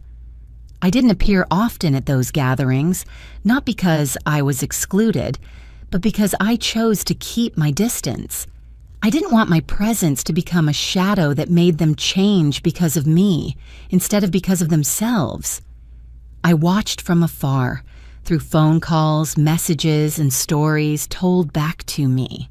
I saw Andrew learn to say no without apologizing. I saw Claire learn to ask questions instead of automatically accepting things. I saw Elaine sometimes confused, but not returning to her old ways. And I saw Thomas gradually being forced to face the truth that power doesn't last forever if it isn't built on respect. The family began to speak honestly with one another, not always gently. There were tense conversations, tears, long silences, but they were real conversations, no longer covered up by gifts or financial support. Respect in that way was rebuilt, not based on who had more money, but on who dared to live according to their own values. And me, I didn't take revenge. I didn't use my truth to overpower anyone. I didn't use money to reverse roles. I didn't step into that family as a winner. I stepped back, letting go of power I fully could have used, because I learned very early on that real power doesn't lie in controlling others, but in not needing to do so. Letting go isn't weakness. Letting go is trusting that others can grow on their own if they are given the space. And in that slow change, I realized something. The values that once stood highest had been turned upside down, not through punishment, but through truth, patience, and each person choosing again the path they wanted to walk. The news that Andrew was about to become a father reached me on a very quiet afternoon. My son called, his voice unable to hide its tremble, even as he tried to sound calm. He spoke slowly, as if afraid that if he spoke too fast, the moment would slip away. "Mom, Claire is pregnant." I was silent for a few seconds, not because I was surprised, but because a very deep, very warm feeling was spreading through my chest. A circle in my life after so many years seemed about to close in the gentlest way. "Are you okay?" I asked. "I am," Andrew replied. "This time, I really am." I smiled, a smile that didn't need forcing. I knew exactly what those words, "really okay," meant. They weren't just about becoming a father, but about having found solid ground for himself, without dependence, without borrowing, without needing anyone's backing. Since that dinner years ago, there have been no more secrets between Andrew and me. We talk to each other like two adults, not with one-sided protection and not with silent gaps. Andrew asks me about my work, about decisions I made in the past. I ask him about his current worries, about the fear of becoming a father, about the pressure of carrying responsibility on his own shoulders. Some evenings we simply sit on the balcony of my small apartment, drinking tea, watching the city lights come on. No one has to prove anything. No one has to play a role. Once, as I was reorganizing my closet, Andrew happened to notice the old gray dress hanging in the far corner. "You still keep it?" he asked. I nodded. That dress is still there. Faded. Ordinary. No longer worn. But I didn't throw it away, not because of attachment, but because it is a marker. A very personal reminder that one evening I walked into a room looking like the person everyone underestimated the most and walked out with my dignity completely intact. I don't keep that dress because of pain. I keep it because of clarity. The years that followed passed more gently than I ever expected. Elaine didn't become a different person overnight, but she learned how to step back. No more arranging, no more deciding for others. There were moments when she still fumbled, still wanted to intervene, but then she stopped. Something she had never done before. Thomas remained Thomas, but his power was no longer the center of every conversation. He learned to be silent more often, even if not always willingly. And sometimes, silence itself is a lesson. Claire changed the most in ways that surprised me. She didn't try to prove she was simple or different. She just lived more honestly, asked more honestly, and dared to say no to things that had once been considered obvious. I stood at the edge of all those changes, not leading, not controlling, not needing recognition. I simply observed with the calm of someone who understands that if something is true, it will stand on its own without anyone holding it up.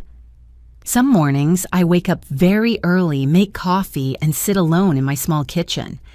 I think about the journey I've taken, from a poor young woman to an exhausted single mother, to a woman studying at night under dim light, to a woman sitting in a luxury restaurant without needing to prove who she is. I came to understand one thing. Sometimes the truth needs to be tested, not to hurt others, but to see who truly deserves to stand beside you when all the layers fall away. Wealth, in the end, has never been about the numbers in a bank account. Wealth lies in freedom, the freedom not to bow your head in exchange for acceptance. Wealth lies in dignity, something no one can buy and no one can take away unless you allow it. Now I live true to myself. I don't need to walk into any room to prove my worth. I don't need my title spoken before my words are heard. I don't need money to create distance, and I don't need simplicity to hide strength. I only need to be myself. A mother, a woman about to become a grandmother. Someone who has gone far enough to understand that the greatest wealth in life isn't what you own, but what you don't lose along the way. And if you've stayed with me until these final lines, perhaps somewhere in my story, you've seen a part of yourself. In the silence, in the hard choices, in the desire to be respected for who you truly are. If you'd like, leave a comment and tell me where you're watching this story from. Have you ever been in a moment where your value was misjudged? I would truly love to read your story. If this story touched you, please like the video, subscribe to the channel, and stay with me for the stories to come. Thank you, truly, for giving your time, your attention, and your heart to this story.